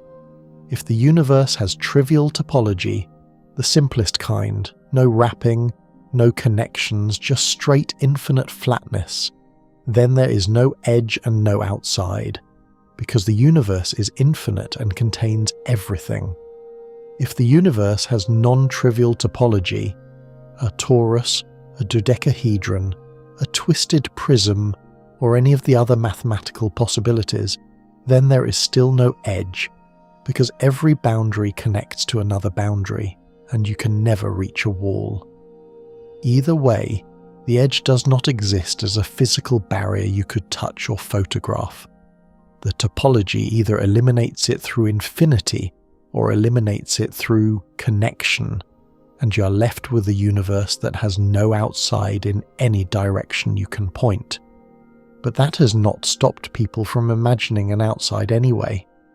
Because even if our universe is self-contained and edgeless, there is a deeply seductive idea that has been growing in the background of this story like a vine creeping up a wall, and it is the idea that our universe might not be the only one. That beyond the edge, or perhaps alongside it, or nested within it, or branching off from it in ways that topology alone cannot describe, there might be other universes, other bubbles, other realities entirely, each as vast and self-contained as ours, each with their own CMB and their own horizon, and their own version of this question. Scholars still argue fiercely about whether the multiverse is a scientific hypothesis, a philosophical speculation, or a mathematical artifact that has been mistaken for reality. The debate is one of the most heated in modern physics, and it has fractured friendships, derailed careers, and generated more opinion pieces than any single idea in cosmology since the Big Bang itself. You have been circling this concept all night, from Democritus and his infinite worlds to the Hindu Brahmanda eggs floating in a cosmic ocean, and now the modern version is about to step into the light. You do not need to decide tonight whether the multiverse is real. You just need to let the idea settle around you like a second blanket, warm and strange and not entirely unwelcome, as the topology of the known universe fades into the topology of the possible, and the question of the edge transforms from a question about space into a question about everything. The vine has reached the window now, and you can see through it into a garden that might not exist. The multiverse. Even the word feels like it is trying too hard, bolting a prefix onto the most fundamental noun in the language, and hoping the result makes sense. And yet here it is, taken seriously by a significant number of working physicists, published in reputable journals, debated at conferences where people wear lanyards and drink bad coffee, and argue about the nature of reality with the same intensity you might bring to a disagreement about pizza toppings. The multiverse is not fringe. It is not settled either. It is something in between. A hypothesis that emerged almost reluctantly from the mathematics of inflation, and it refuses to leave the room. You remember inflation from a few sections ago, that violent exponential stretching in the first fraction of a second. Alan Guth proposed it to solve specific problems with the standard Big Bang model, and it worked beautifully. But almost immediately other physicists noticed that inflation had a strange side effect. If the mechanism that drives inflation, a hypothetical energy field called the inflaton field, can start, there is no obvious reason it should stop everywhere at the same time. In fact, the equation suggests the opposite. Inflation ends locally, in patches, when the energy field decays to a lower state, but the surrounding space keeps inflating. New patches form, each one a pocket where inflation has ended and a big bang has occurred, and between those pockets space continues to inflate at a furious rate, pushing them apart faster than light, ensuring they can never interact with each other. This is eternal inflation, and it was developed independently by several physicists in the early 1980s, most notably André Linde, who called his version chaotic inflation, and who has spent the last 4 decades cheerfully defending the idea against all challenges with the calm confidence of someone who has done the math and is not particularly worried about whether the rest of the world has caught up. In Linde's picture, our Big Bang, the one that produced our CMB, our galaxies, our planet, your pillow, is just one bubble in an infinitely fizzing foam.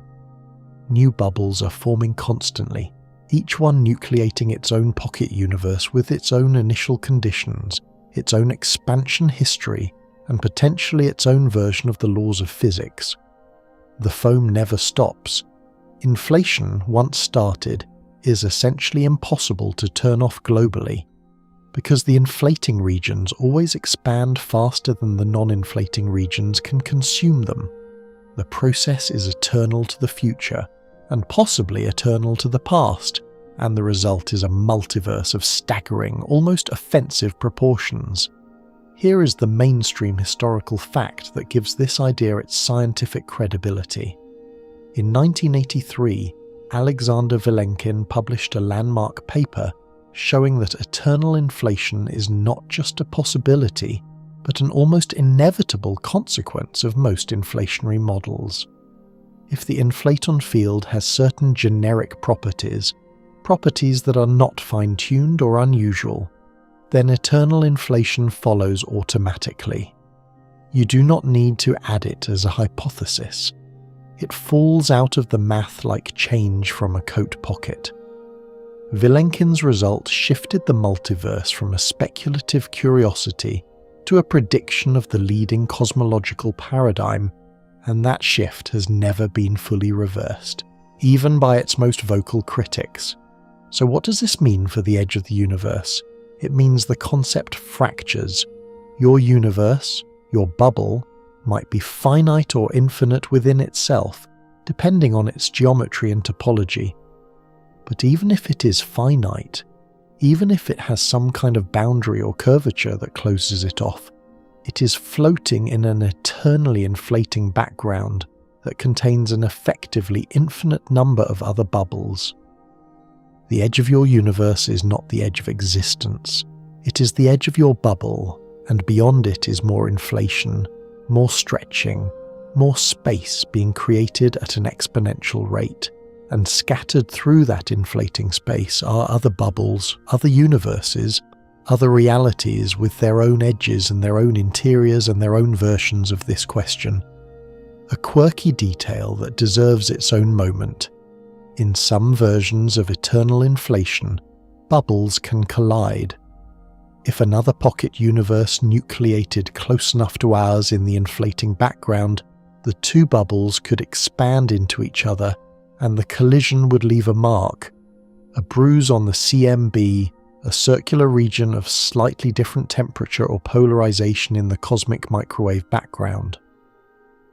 In 2011, a team of researchers led by Stephen Feeney published a paper claiming to have found tentative evidence of such bubble collisions in the WMAP data. 4 circular anomalies that were consistent with what a collision signature might look like. The claim was cautious, hedged with statistical caveats, and subsequent analyses using the more precise Planck data did not confirm the findings with any confidence. The bruises, if they were ever real, faded under scrutiny. But the search itself is remarkable.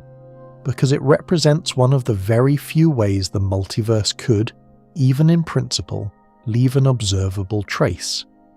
Scholars still argue whether bubble collision signatures are genuinely detectable, or whether the statistical noise in the CMB will always be too loud to hear the faint knock of a neighbouring universe. You're lying still, and the garden outside the window is filling with bubbles.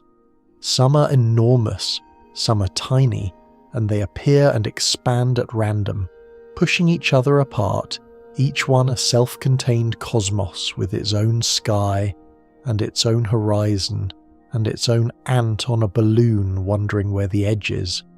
You cannot visit them, you cannot see them, except possibly through the faintest smudge on the oldest light in your sky. They are theoretical, mathematical, inflationary consequences rather than observed realities, and whether they count as science or as a very sophisticated kind of storytelling depends on whom you ask and how many coffees they have had. But the multiverse of eternal inflation is not the only multiverse on the table tonight.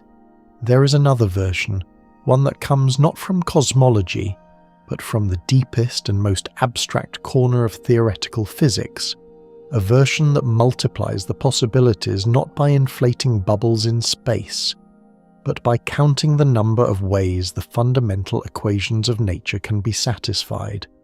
It is the string theory landscape, and it is waiting for you like a library with more books than atoms, more shelves than stars, and no index whatsoever. The bubbles drift silently, the foam fizzes on, and you are sinking deeper into the pillow, wondering whether the edge of everything is not a wall at all but a membrane, a thin skin between your world and a neighbouring one, separated by less than the width of an atom but farther away than any distance you could ever travel. The library door opens and you step inside, and the first thing you notice is that it has no walls. Or rather, it has walls, but there are so many of them arranged in so many directions that the effect is of a space that is simultaneously enclosed and infinite, a labyrinth that folds into itself at every turn. This is the string theory landscape, and it is not a place in any physical sense. It is a mathematical space, a vast catalogue of possible universes, each one corresponding to a different solution of the equations of string theory, and each one potentially as real as the one you're lying in right now. String theory, if you have not encountered it before, or if you encountered it once at a party and politely changed the subject, is an attempt to unify all the fundamental forces of nature: gravity, electromagnetism, the strong and weak nuclear forces, into a single framework. Its core idea is that the most basic constituents of reality are not point-like particles, but tiny vibrating strings of energy. The way a string vibrates determines what kind of particle it appears to be, just as the way a guitar string vibrates determines what note you hear. Different vibration patterns produce electrons, quarks, photons, gravitons, and everything else in the particle zoo. It is an elegant idea, mathematically beautiful, and it comes with a catch that has haunted the theory since the 1980s. The catch is that string theory requires extra dimensions, not the 3 dimensions of space and one of time that you experience, but 10 or 11 dimensions total, depending on which version of the theory you're working with. The extra dimensions are curled up, compactified into tiny geometric shapes so small that no experiment has ever detected them. And the specific shape of those curled up dimensions determines the physics of the universe that contains them. Different shapes produce different particle masses, different force strengths, different cosmological constants, different everything. The laws of physics that you experience, the specific values of every constant, the specific menu of particles, the specific strength of gravity, are not unique. They are one particular consequence of one particular geometric configuration of extra dimensions, and string theory appears to allow an astronomically large number of other configurations, each producing a different set of laws. How many? The current estimate is roughly 10 to the power of 500. That is a 1 followed by 500 zeros. It is a number so large that calling it astronomical is an insult to astronomy. Astronomically large numbers, like the number of stars in the observable universe, are around 10 to the 22 or 10 to the 24. 10 to the 500 is to those numbers what the ocean is to a single raindrop, except even that metaphor fails by hundreds of orders of magnitude. The string theory landscape contains 10 to the 500 possible vacuum states, each one a different way the extra dimensions can be shaped, each one a different possible universe with different physics, and there is no known principle within string theory that selects one configuration over another. They are all equally valid solutions. They all satisfy the equations. Here is the mainstream historical fact that frames this. The landscape concept was crystallized in a 2003 paper by Leonard Susskind, a theoretical physicist at Stanford, though the mathematical groundwork had been laid by many others, including Raphael Bousso and Joseph Polchinski.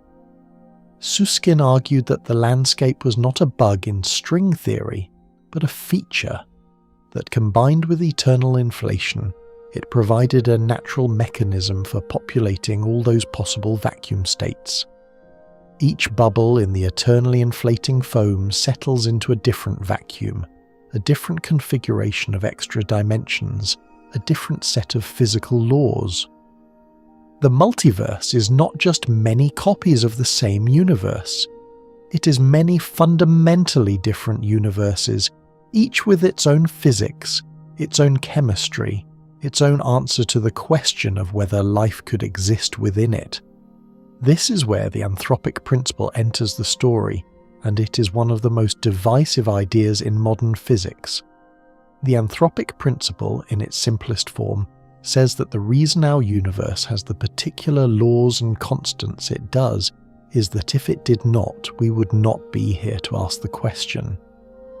In a landscape of 10 to the 500 possibilities, most vacuum states produce universes that are inhospitable, universes where gravity is too strong, or the cosmological constant is too large, or atoms cannot form, or stars burn out instantly, or nothing interesting happens at all. But a tiny fraction of those states produce universes like ours, where the constants are just right for complexity, chemistry, and consciousness. We observe this universe not because it is special, but because it is one of the rare configurations compatible with observers. Selection bias on a cosmic scale. Scholars still argue vehemently about whether this counts as an explanation or a surrender.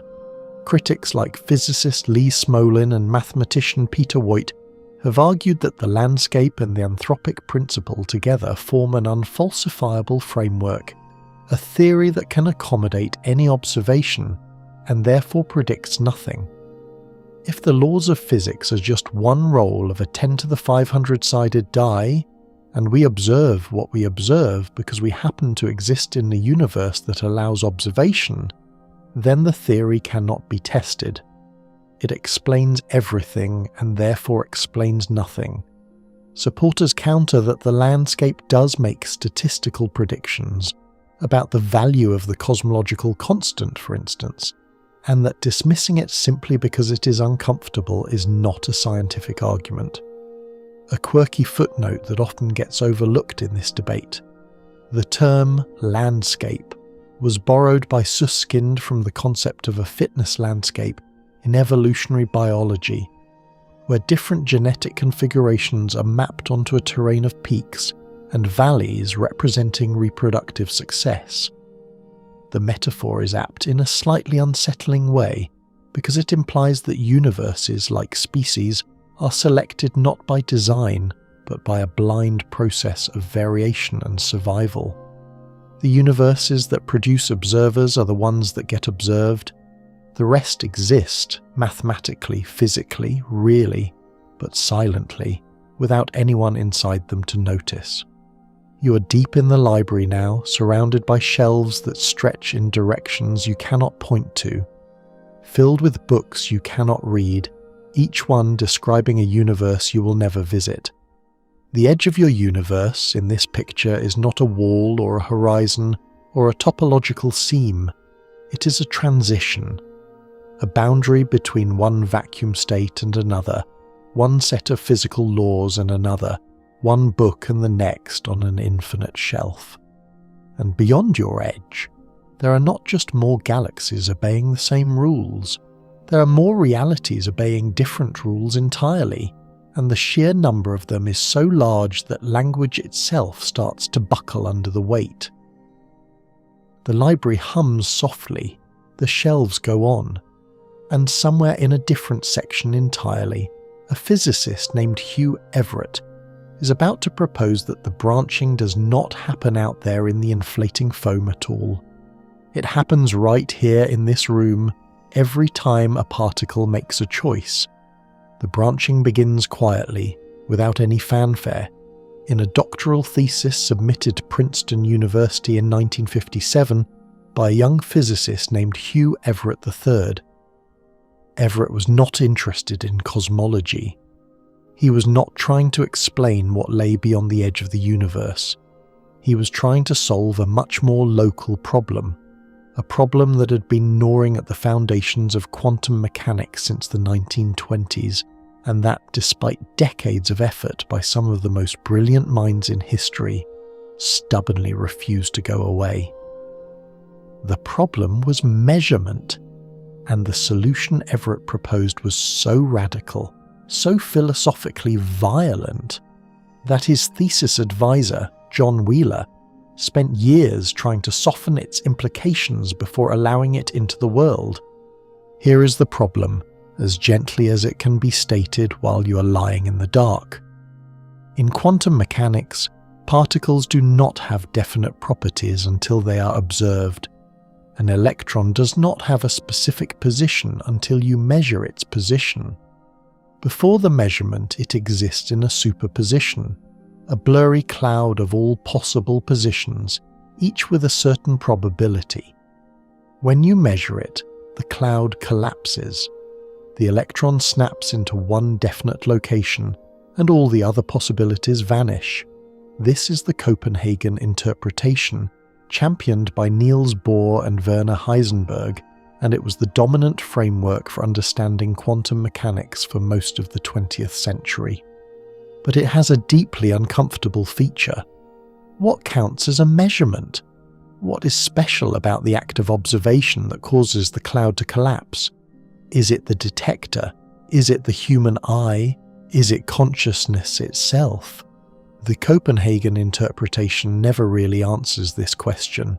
It draws a line between the quantum world, where superpositions exist, and the classical world, where definite outcomes happen, and it politely declines to explain where that line is or why it exists. This bothered Everett enormously, and it should bother you too, because it means the most successful theory in the history of physics has a hole in its foundations large enough to drive a philosophy department through. Everett's solution was elegant and terrifying. He proposed that the wave function never collapses. When you measure an electron's position, all the possible outcomes actually happen. The universe splits. In one branch, the electron is here and you observe it here and your life continues accordingly. In another branch, the electron is there and a copy of you observes it there, and that copy's life continues accordingly. Every quantum event, every interaction that involves a superposition produces a branching of reality into parallel worlds, each one as real and as physical as the one you're currently experiencing. There is no collapse, no mystery about measurement, no special role for observers. The math just flows, smooth and unbroken, and the price you pay for that smoothness is an ever-multiplying infinity of parallel realities. This is the many worlds interpretation, and it reframes the question of the edge in a way that Lucretius and Newton and Einstein never imagined. The edge of the universe is no longer just a spatial boundary, a distant wall or horizon out there in the physical cosmos. In many worlds, the edge is everywhere. It is right here, in this room, in the gap between one quantum outcome and another. Every time a radioactive atom decays or does not decay, every time a photon goes left or goes right, every time any quantum event resolves, the universe branches, and the branches diverge into separate realities that can never interact with each other again. The outside of your universe is not a place you reach by travelling far enough. It is a place you reach by not being the version of you that ended up there. A historical fact that gives this weight. Everett's thesis was almost buried. When he first presented the idea, the reception was glacial. Bohr and his Copenhagen allies were unimpressed. Wheeler, Everett's advisor, tried to broker a compromise by softening the language, removing some of the more provocative claims, and framing the thesis as a mathematical formalism rather than a statement about reality. Everett was frustrated by the dilution, and after receiving his doctorate he largely abandoned physics altogether. He went into defense analysis and operations research, working on mathematical models for the Pentagon, and spent the rest of his career far from the world of theoretical physics. He died in 1982 at the age of 51, from heart failure likely related to heavy smoking and drinking, and he never saw his idea gain the mainstream respectability it now enjoys. His daughter Elizabeth later said that he had told her he wanted his ashes thrown in the trash, which is either the most nihilistic final wish in the history of science or the driest joke ever told by a man who believed in infinite versions of himself. Scholars still argue about whether many worlds is a genuine physical theory or an interpretive framework that adds no testable predictions. The mathematics of many worlds is identical to the mathematics of standard quantum mechanics. It does not predict anything different. It simply interprets the same equations differently, and some physicists argue that an interpretation without unique predictions is not science, but philosophy wearing a lab coat. Others counter that many worlds is the most parsimonious interpretation precisely because it adds nothing to the equations. No collapse mechanism, no measurement postulate, no mysterious boundary between quantum and classical. The math says the branches exist. Why add extra rules to say they do not? A quirky implication that keeps philosophers of physics awake at night. If many worlds is correct, then every possible quantum outcome has already happened somewhere in the branching tree. There is a branch where you did not start listening to this tonight. There is a branch where the CMB has slightly different fluctuations and the Milky Way never formed. There is a branch where the electron that triggered the first chemical reaction in the first self-replicating molecule on Earth went the other way, and life never began on this planet at all.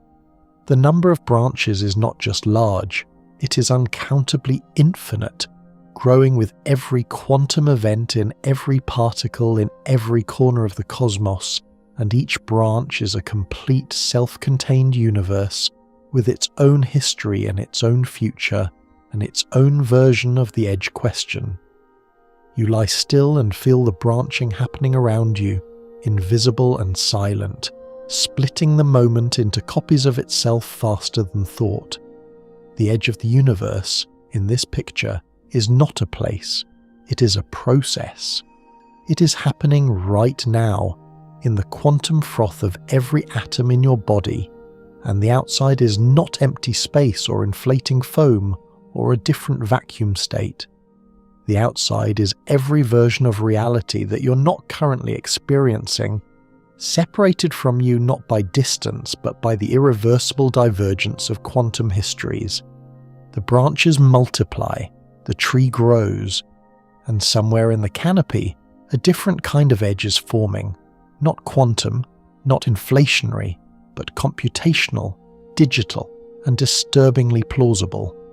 The tree of branching realities fades behind you like a forest receding in fog, and you find yourself standing in front of a screen, not a telescope screen, not a particle detector readout, just a screen, glowing faintly, pixels humming with quiet energy, displaying a world that looks perfectly real from the inside but is, from the outside, nothing more than a very sophisticated arrangement of information. You are entertaining the simulation hypothesis now, and the edge of the universe is about to become something uncomfortably familiar, a rendering limit. The simulation hypothesis in its modern form was most famously articulated by the philosopher Nick Bostrom in a 2003 paper that has since become one of the most cited and most argued about pieces of philosophical writing in the 21st century.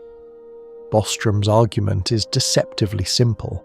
It rests on 3 propositions, and at least one of them, he argues, must be true. Either virtually all civilizations at our level of development go extinct before they become technologically capable of running high-fidelity simulations of conscious minds, or virtually all such civilizations that do reach that capability choose not to run such simulations, or we are almost certainly living inside a simulation right now. The logic is probabilistic. If even a small fraction of advanced civilizations run ancestor simulations, detailed recreations of their own evolutionary history populated by conscious beings who do not know they are simulated, then the number of simulated minds in the universe would vastly outnumber the biological ones, and any randomly selected conscious experience, including yours, is statistically more likely to be simulated than real. This is not a late-night thought experiment cooked up by someone who watched too many science fiction films. Bostrom is a professor at Oxford. The argument is logically rigorous within its premises, and it has been taken seriously enough to generate responses from physicists, computer scientists, and philosophers across multiple disciplines. Elon Musk has mentioned it in interviews. Neil deGrasse Tyson has discussed it on stage. It has seeped into the cultural groundwater in a way that few philosophical arguments ever do, which is either a testament to its power or a sign that we are collectively a little too comfortable with existential vertigo. So what does this have to do with the edge of the universe? Everything, potentially. If the universe is a simulation, then the edge is wherever the simulation stops rendering. It is a computational boundary, a place where the program's resources run out and the detail drops off, like the edge of a video game map where the textured landscape gives way to flat blue emptiness, or an invisible wall your character cannot walk past. The observable universe in this framework is not a physical horizon defined by the speed of light and the age of the cosmos. It is a design choice. The simulator, whoever or whatever is running the program, only needs to render what the inhabitants can detect. Everything beyond the cosmic horizon does not need to exist at all.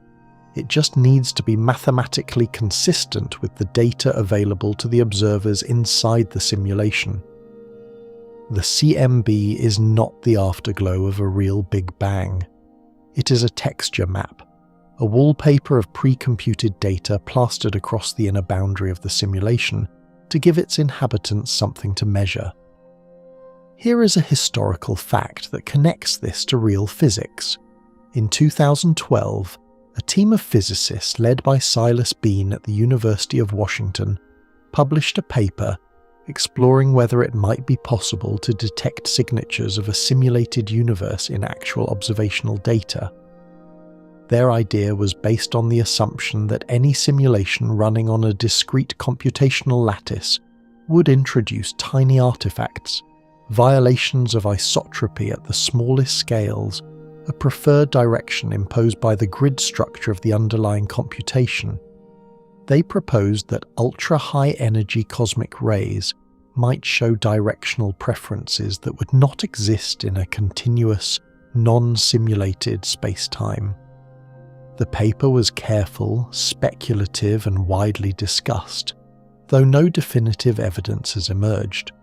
Scholars still argue whether the simulation hypothesis is testable even in principle, or whether any test result could always be explained by the simulator patching the code to remove the artifact before anyone notices, which is the kind of unfalsifiable escape hatch that makes empiricists deeply uncomfortable. A quirky connection that you should hold on to because it links the simulation idea to something much deeper in physics, the holographic principle. In the mid-1990s, physicists Gerard de Hooft and Leonard Susskind, yes, the same Susskind from the string landscape, proposed that all the information contained within a volume of space can be described by a theory that lives on the boundary of that space. The idea emerged from the study of black holes. When matter falls into a black hole, the information it carries does not disappear. It is encoded on the event horizon, the two-dimensional surface surrounding the hole, like data stored on a hard drive. The three-dimensional interior is, in a precise mathematical sense, a projection of the two-dimensional boundary. The holographic principle extends this idea to the entire universe.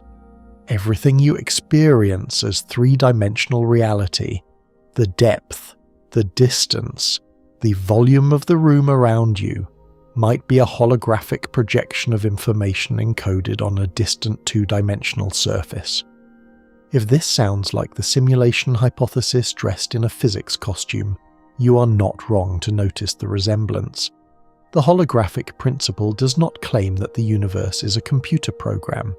It claims something subtler and arguably stranger, that the deepest description of reality is lower dimensional than the reality it describes, that the boundary contains more fundamental truth than the interior, and that the three-dimensional universe you inhabit is, in some rigorous sense, a kind of illusion projected from a two-dimensional screen. The edge of the universe, in this framework, is the screen. It is the surface on which the real information lives and everything inside, including you, your thoughts, your question about what lies beyond, is a shadow cast by data written on the boundary. You feel a slight chill, and it is not the fan. It is the idea that the edge you've been searching for might not be out there at all. It might be the thing that generates the inhere. The boundary is not where reality ends, it is where reality begins, and the interior is the derivative, the projection, the hologram. Outside the edge is not darkness or void or another universe. Outside the edge is the source code, the real thing, the lower dimensional truth from which your entire three-dimensional experience is rendered. The screen glows softly, the pixels hum, and you're not sure anymore whether you're looking at the edge of the universe or the edge of an idea, and whether there is any difference between the two when you are lying in the dark with your eyes closed and the fan murmuring its steady, indifferent lullaby. The screen dims but does not disappear entirely, because the idea behind it, that the edge of the universe might be less like a wall and more like a threshold where the rules change, has a physical counterpart that is not hypothetical at all. It is measured, it is confirmed, it is accelerating.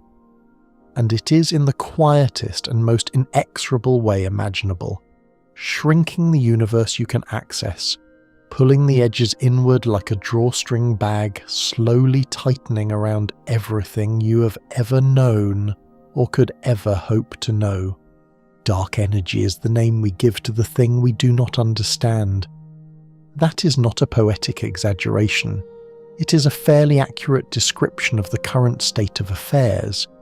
Dark energy is the label cosmologists have attached to whatever is causing the expansion of the universe to accelerate, and despite accounting for roughly 68% of the total energy content of the cosmos, nobody knows what it is. It was discovered in 1998 by two independent teams of astronomers, the Supernova Cosmology Project led by Saul Perlmutter and the High Z Supernova Search Team led by Brian Schmidt and Adam Rees, who are measuring the distances and redshifts of Type 1, a supernova, a particular class of exploding star that serves as a reliable cosmic yardstick. Both teams expected to find that the expansion of the universe was slowing down, pulled back by the gravitational attraction of all the matter in the cosmos, the way a ball thrown upward eventually decelerates under gravity. Instead, they found the opposite. The expansion is speeding up. Distant supernovae are farther away than they should be if the expansion were decelerating, which means something is pushing space apart, something stronger than gravity, something that grows more powerful as space itself grows larger. Perlmutter, Schmidt and Rees shared the Nobel Prize in Physics in 2011 for this discovery, and the universe has been getting more unsettling ever since. Here is what dark energy does to the edge.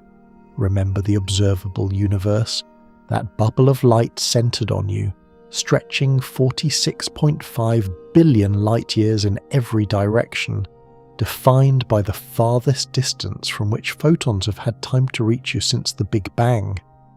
That bubble has been expanding because light keeps arriving from farther away as time passes, but dark energy is now working against this process.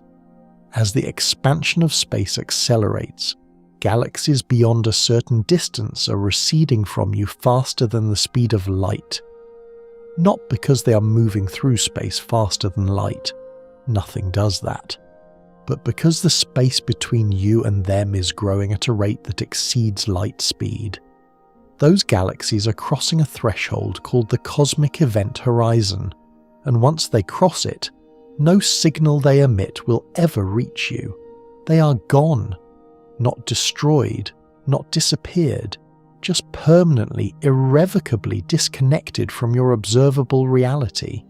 They're still out there, still shining, still full of stars and planets and possibly beings asking their own version of this question, but they are as inaccessible to you as a memory you have completely forgotten, and the event horizon is getting closer.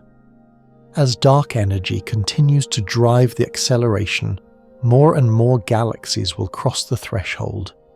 The observable universe, counterintuitively, will begin to shrink. Not immediately, not dramatically, but over billions and billions of years, the sky will empty, the cosmic web will thin, the distant galaxies will redshift into invisibility one by one, their light stretched to wavelengths so long that no instrument could ever detect them, and eventually the only galaxies left in your sky will be the ones gravitationally bound to your local group. The Milky Way, Andromeda, a few dozen smaller companions huddled together against the growing dark. The rest of the universe will have been erased from your view, not by any physical destruction, but by the simple, remorseless mathematics of accelerating expansion. A quirky and somewhat melancholy implication of this: if intelligent beings arise in the far, far future, trillions of years from now, in one of these isolated galaxy clusters, they will look out at their sky and see nothing. No other galaxies, no CMB, it will have been redshifted to undetectable wavelengths, no evidence of the Big Bang, no evidence that the universe was ever anything other than a single, static island of stars floating in an infinite empty void. They will have no way to deduce that the universe is expanding, no way to discover dark energy, no way to infer the existence of the hundreds of billions of galaxies that once filled the sky. Their cosmology will be wrong, not because they're bad scientists, but because the evidence will have been stolen from them by the expansion itself. The universe will have hidden its own history. Scholars still argue about whether this scenario is merely poignant or genuinely epistemically catastrophic, whether it represents a fundamental limit on the knowability of reality for any sufficiently late civilization. So dark energy is not just pushing the walls outward, it is pushing the walls away from you specifically, personally, in a way that will eventually leave you, or your species' distant descendants, alone in a shrinking bubble of accessible reality, surrounded by an ever-growing ocean of space that contains everything you cannot see, cannot reach, cannot prove exists. The edge of the universe is not fixed. It is dynamic. It is a function of time, of expansion rate, of the mysterious energy that pervades every cubic centimetre of empty space and grows stronger as that space multiplies. And here is the historical connection that ties dark energy back to Einstein, because the universe enjoys symmetry even when humans do not. Remember the cosmological constant, the fudge factor Einstein introduced in 1917 to keep his equations from predicting a dynamic universe. The number he later called his greatest blunder. It turns out the cosmological constant is the simplest theoretical explanation for dark energy. A small, positive cosmological constant, a tiny inherent energy density in the vacuum of space itself, would produce exactly the kind of accelerating expansion that Perlmutter, Schmidt, and Rees observed. Einstein was wrong to use it for the reason he did, but the constant itself appears to be real, and its value is one of the most puzzling numbers in all of physics. It is incredibly small, about 120 orders of magnitude smaller than quantum field theory predicts it should be, and yet it is not zero. Why it has the value it does is one of the great unsolved problems in theoretical physics, and it connects directly to the string landscape and the anthropic principle you visited a few sections ago, because the landscape offers 10 to the 500 possible values, and the anthropic principle selects the ones compatible with observers. The drawstring tightens, the bubble shrinks, the edge moves inward, slowly, patiently, driven by an energy nobody understands, and you are left in the quiet center of a universe that is giving itself away, piece by piece, to a darkness that is not empty, but simply beyond reach. You want to hold on to the galaxies, you want to grab the edge and pull it back. But the universe is not asking your permission, and the fan hums on, and the dark energy does not care about your question, though it is in a very real sense the answer. The galaxies are drifting away, the event horizon is tightening, and you are left with a question that has quietly transformed itself over the course of the night. It started as a spatial question, what is out there beyond the edge past the farthest wall? But now, after everything you have travelled through, it has become something deeper and stranger. It has become a question about the nature of out there itself, about whether the word outside has any meaning when applied to the totality of existence. And this is the point in the journey where physics hands the microphone to philosophy and steps back with a respectful nod and a slightly relieved expression. You are now confronting the philosopher's version of the edge, and it is the hardest version of all, because it asks you to imagine not empty space, not inflating foam, not branching quantum trees, not simulation boundaries, but nothing, true nothing, not the vacuum of space, which is actually something. It has energy, it has quantum fields, it fluctuates and buzzes with virtual particles popping in and out of existence. not the darkness between galaxies, which is filled with photons and neutrinos and gravitational waves and the faint hiss of the CMB. Not even the void outside a finite universe, which you might still picture as a big dark room. The philosopher's nothing is the absence of the room itself. No space, no time, no dimensions, no container, no properties, no potential. Nothing in the most radical, aggressive, uncompromising sense of the word, a nothing so complete that even the concept of location does not apply to it, because location requires space, and space is one of the things that is absent. This idea has a long and distinguished pedigree. Leibniz, the 17th century German philosopher and mathematician, who independently invented calculus, yes, alongside Newton, and scholars still argue about who got there first and whether the ensuing priority dispute was the pettiest or the most consequential in the history of mathematics, posed the question in its sharpest form: why is there something rather than nothing? This is sometimes called the fundamental question of metaphysics, and it has been annoying philosophers for over 300 years because it seems like it should have an answer, and yet every proposed answer either begs the question or dissolves into circularity. If you say the universe exists because God created it, you must explain why God exists. If you say the universe exists because the laws of physics require it, you must explain why those laws exist. If you say the universe exists because nothing is unstable, you must explain how nothing can have the property of instability, since having any property at all seems incompatible with being nothing. Here is a mainstream historical fact that brings this ancient puzzle into modern physics. In 2012, the physicist Lawrence Krauss published a book called A Universe from Nothing, in which he argued that modern quantum cosmology provides a scientific answer to Leibniz's question. The universe, Krauss claimed, could have arisen spontaneously from a quantum vacuum, a state of no particles, no matter, no radiation, but still governed by the laws of quantum field theory. In this framework, the Big Bang was a quantum fluctuation, a random bubble of space-time that nucleated out of the vacuum and inflated into the cosmos you see today. The nothing from which the universe emerged was not the philosopher's nothing.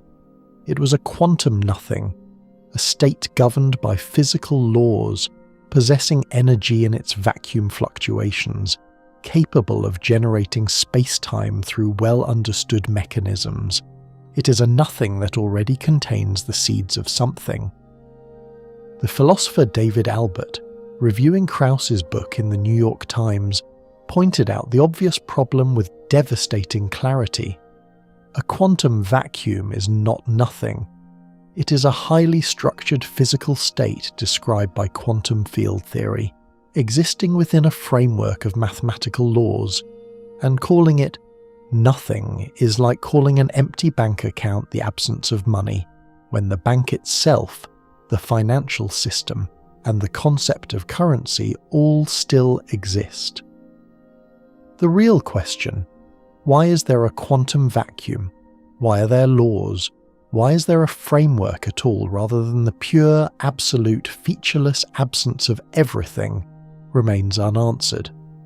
Krauss and Albert were, in a sense, talking past each other because they were using the word nothing to mean completely different things, and the gap between those meanings is precisely the gap between physics and philosophy, between what equations can describe and what lies beyond description. A quirky footnote to this debate: the ancient Parmenides, a Greek philosopher from the 5th century BCE, argued that nothing cannot exist by definition. If you think about nothing, you're thinking about something, the concept of nothing, and therefore pure nothing is impossible. Existence is all there is, and non-existence is literally unthinkable. This is either the most profound insight in the history of philosophy or the most elaborate tautology, and 2,500 years later, the jury is still out. But Parmenides would have had a strong opinion about the edge of the universe. There is no outside, he would say, because outside would be non-existence, and non-existence cannot be.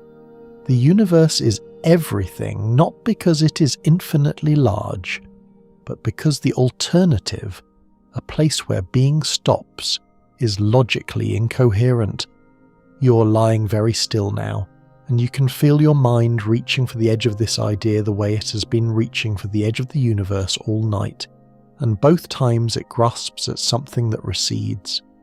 The philosopher's nothing is not a place, it is not a darkness, it is not even an absence in any way you can visualize, because visualization requires space, and space is among the absent things. If the universe is finite, and there is something beyond it, that something is not the kind of something you can picture, point to, or travel through.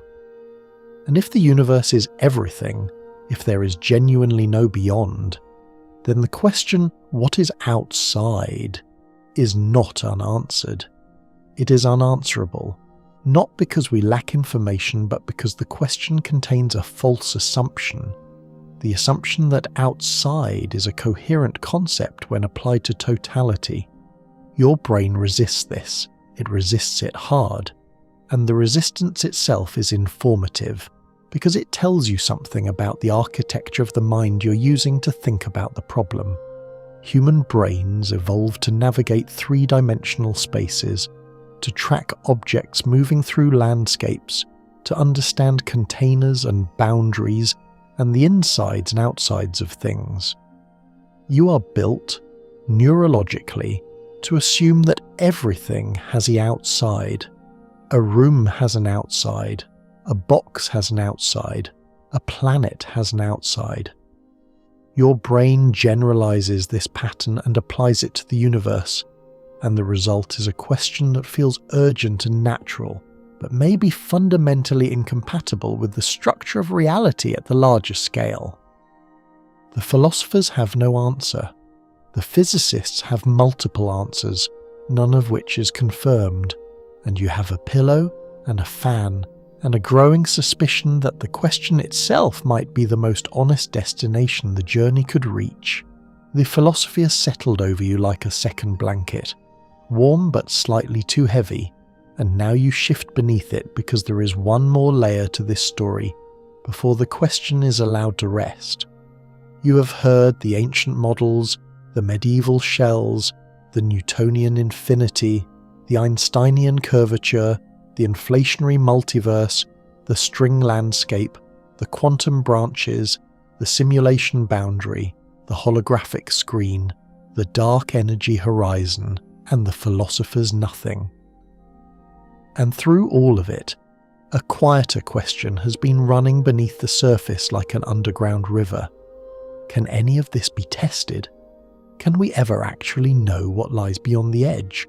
Or are we condemned to theorize in the dark forever, building beautiful castles of mathematics on foundations we can never inspect?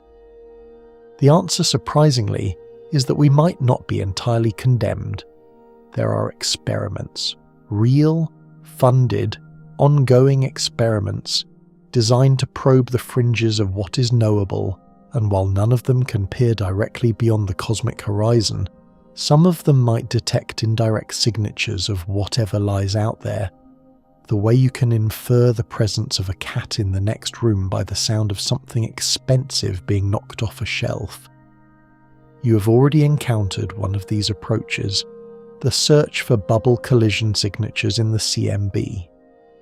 If eternal inflation is correct and our universe is one bubble in an endlessly fizzing foam, then neighbouring bubbles might occasionally collide with ours, leaving faint circular bruises in the cosmic microwave background. The search conducted by Stephen Feeney's team in 2011 was inconclusive, but it was not the end of the effort.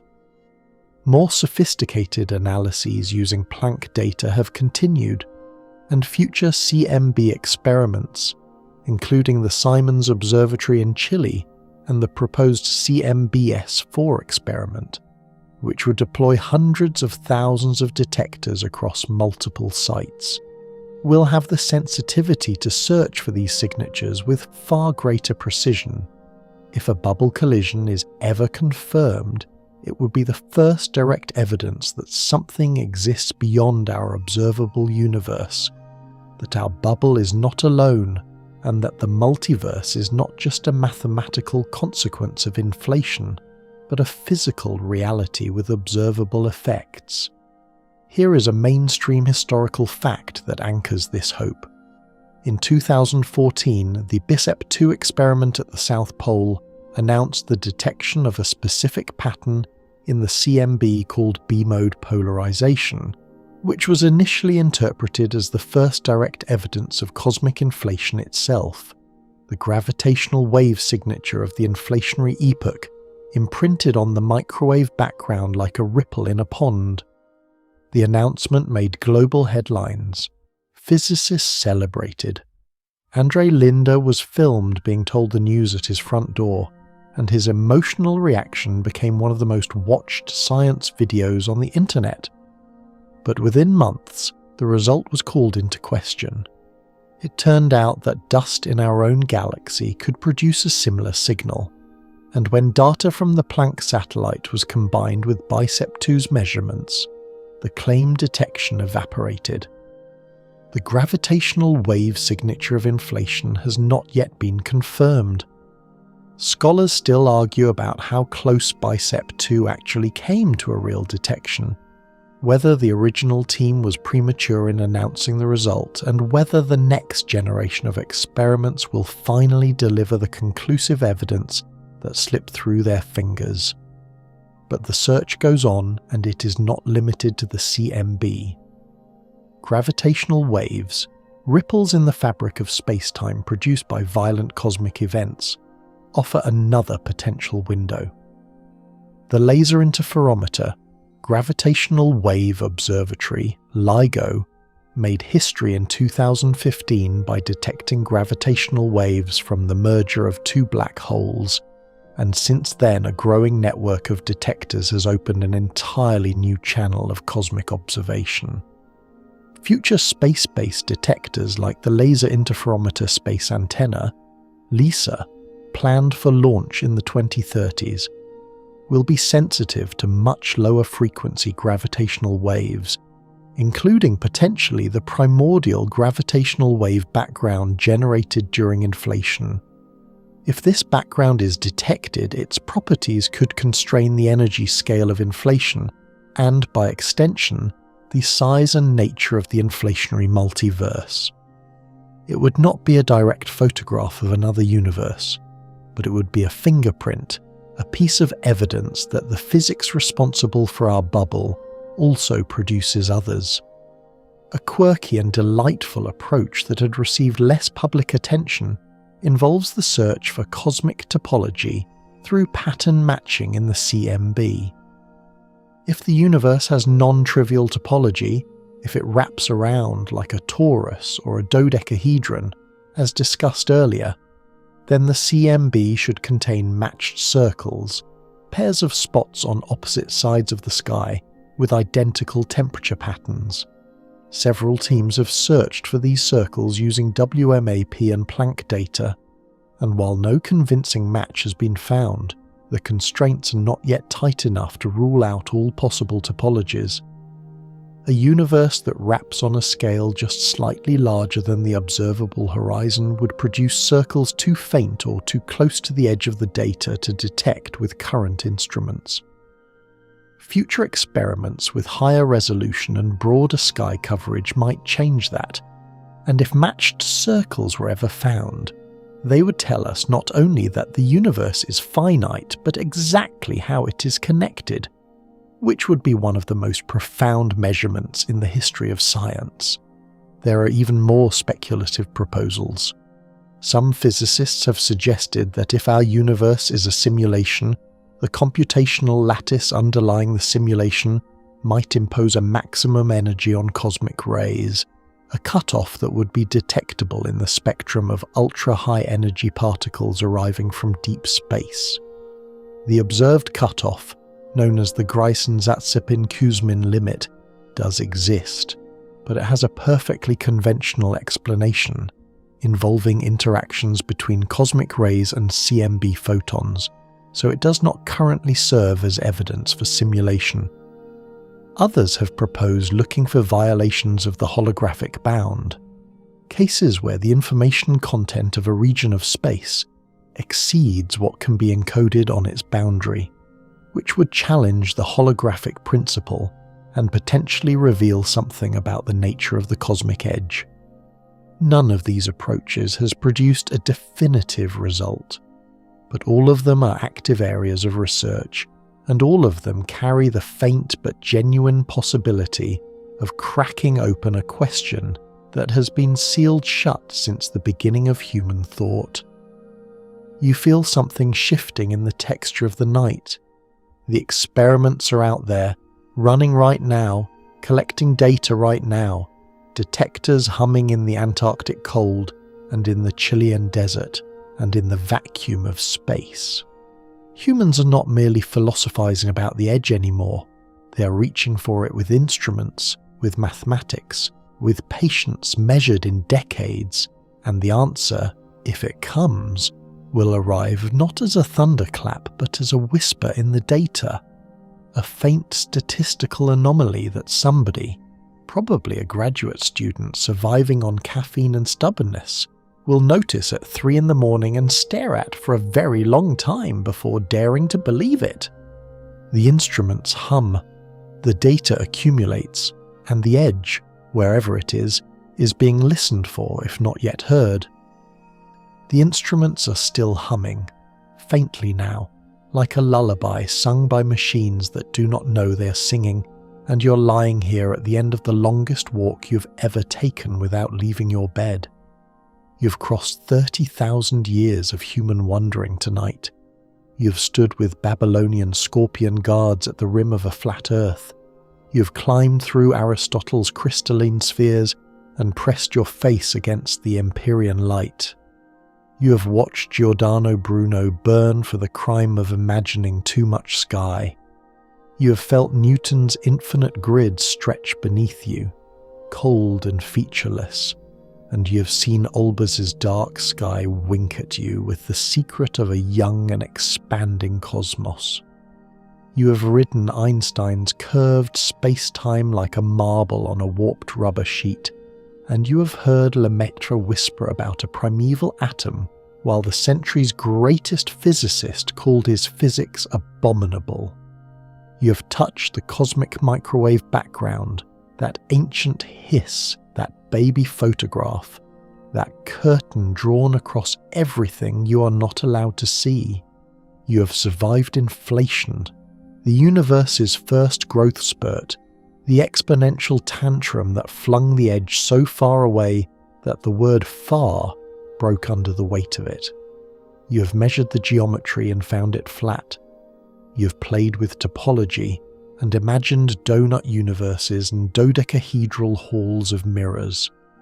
You have floated through the multiverse, bubble by bubble, and wandered the string landscape's library of 10 to the 500 unread books.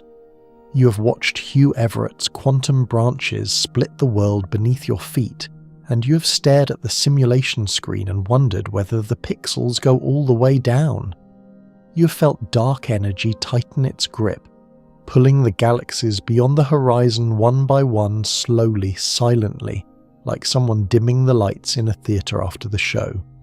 And you have sat with the philosophers in the empty space beyond space, trying to think about nothing, truly nothing, and discovering that your brain was not built for the task.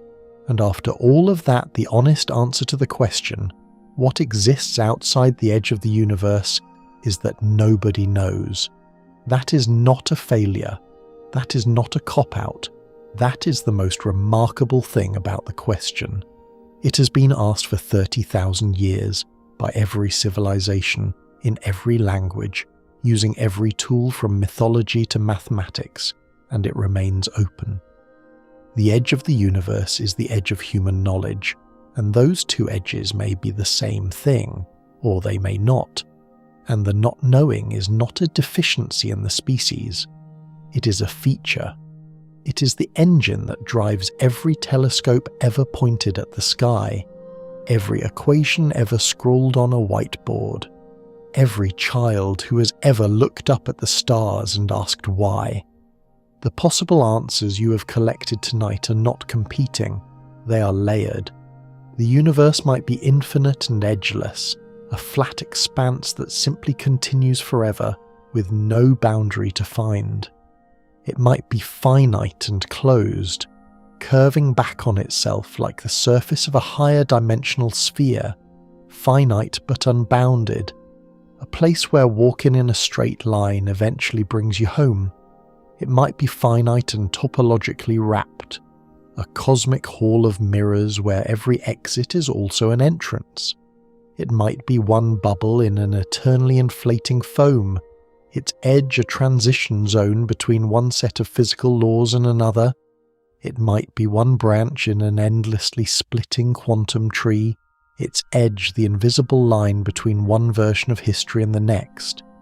It might be a holographic projection from a lower dimensional boundary, in which case the edge is not where reality ends but where it originates.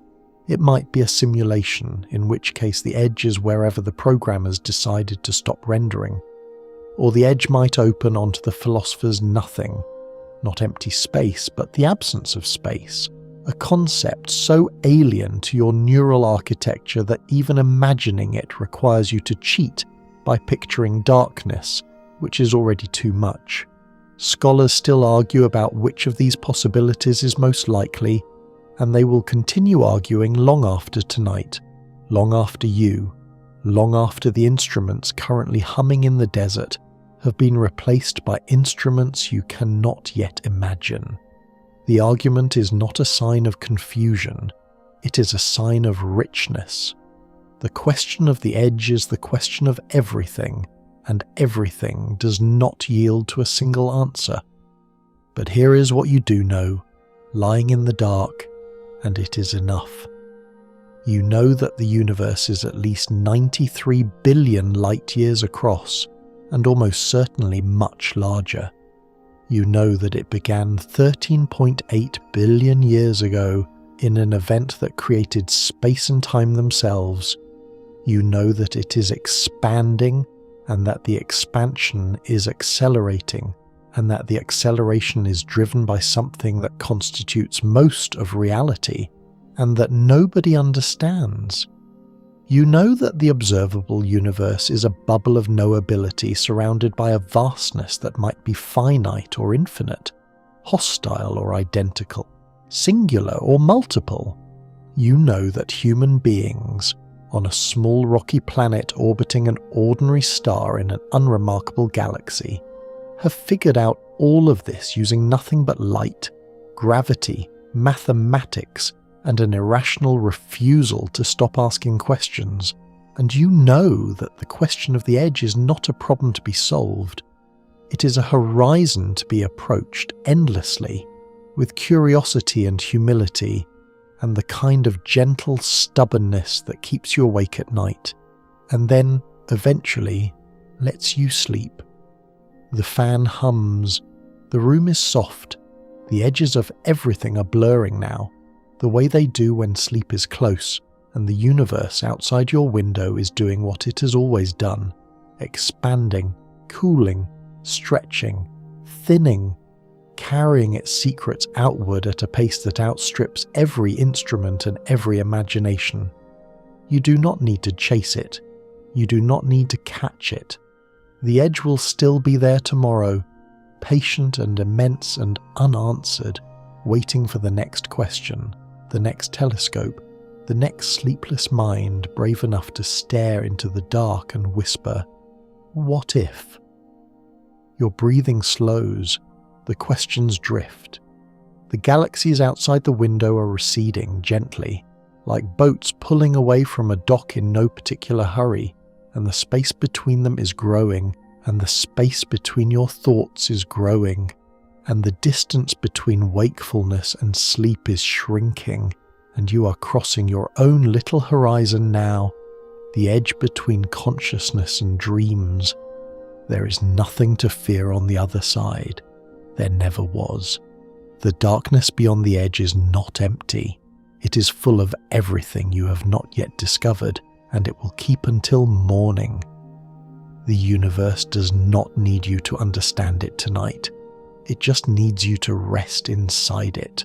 One small, warm point of awareness in a cosmos so vast that even its edges, if they exist, have edges of their own, stretching outward into whatever comes next, whatever that is, whatever that means, softly, gently, endlessly, like a breath that never quite finishes exhaling.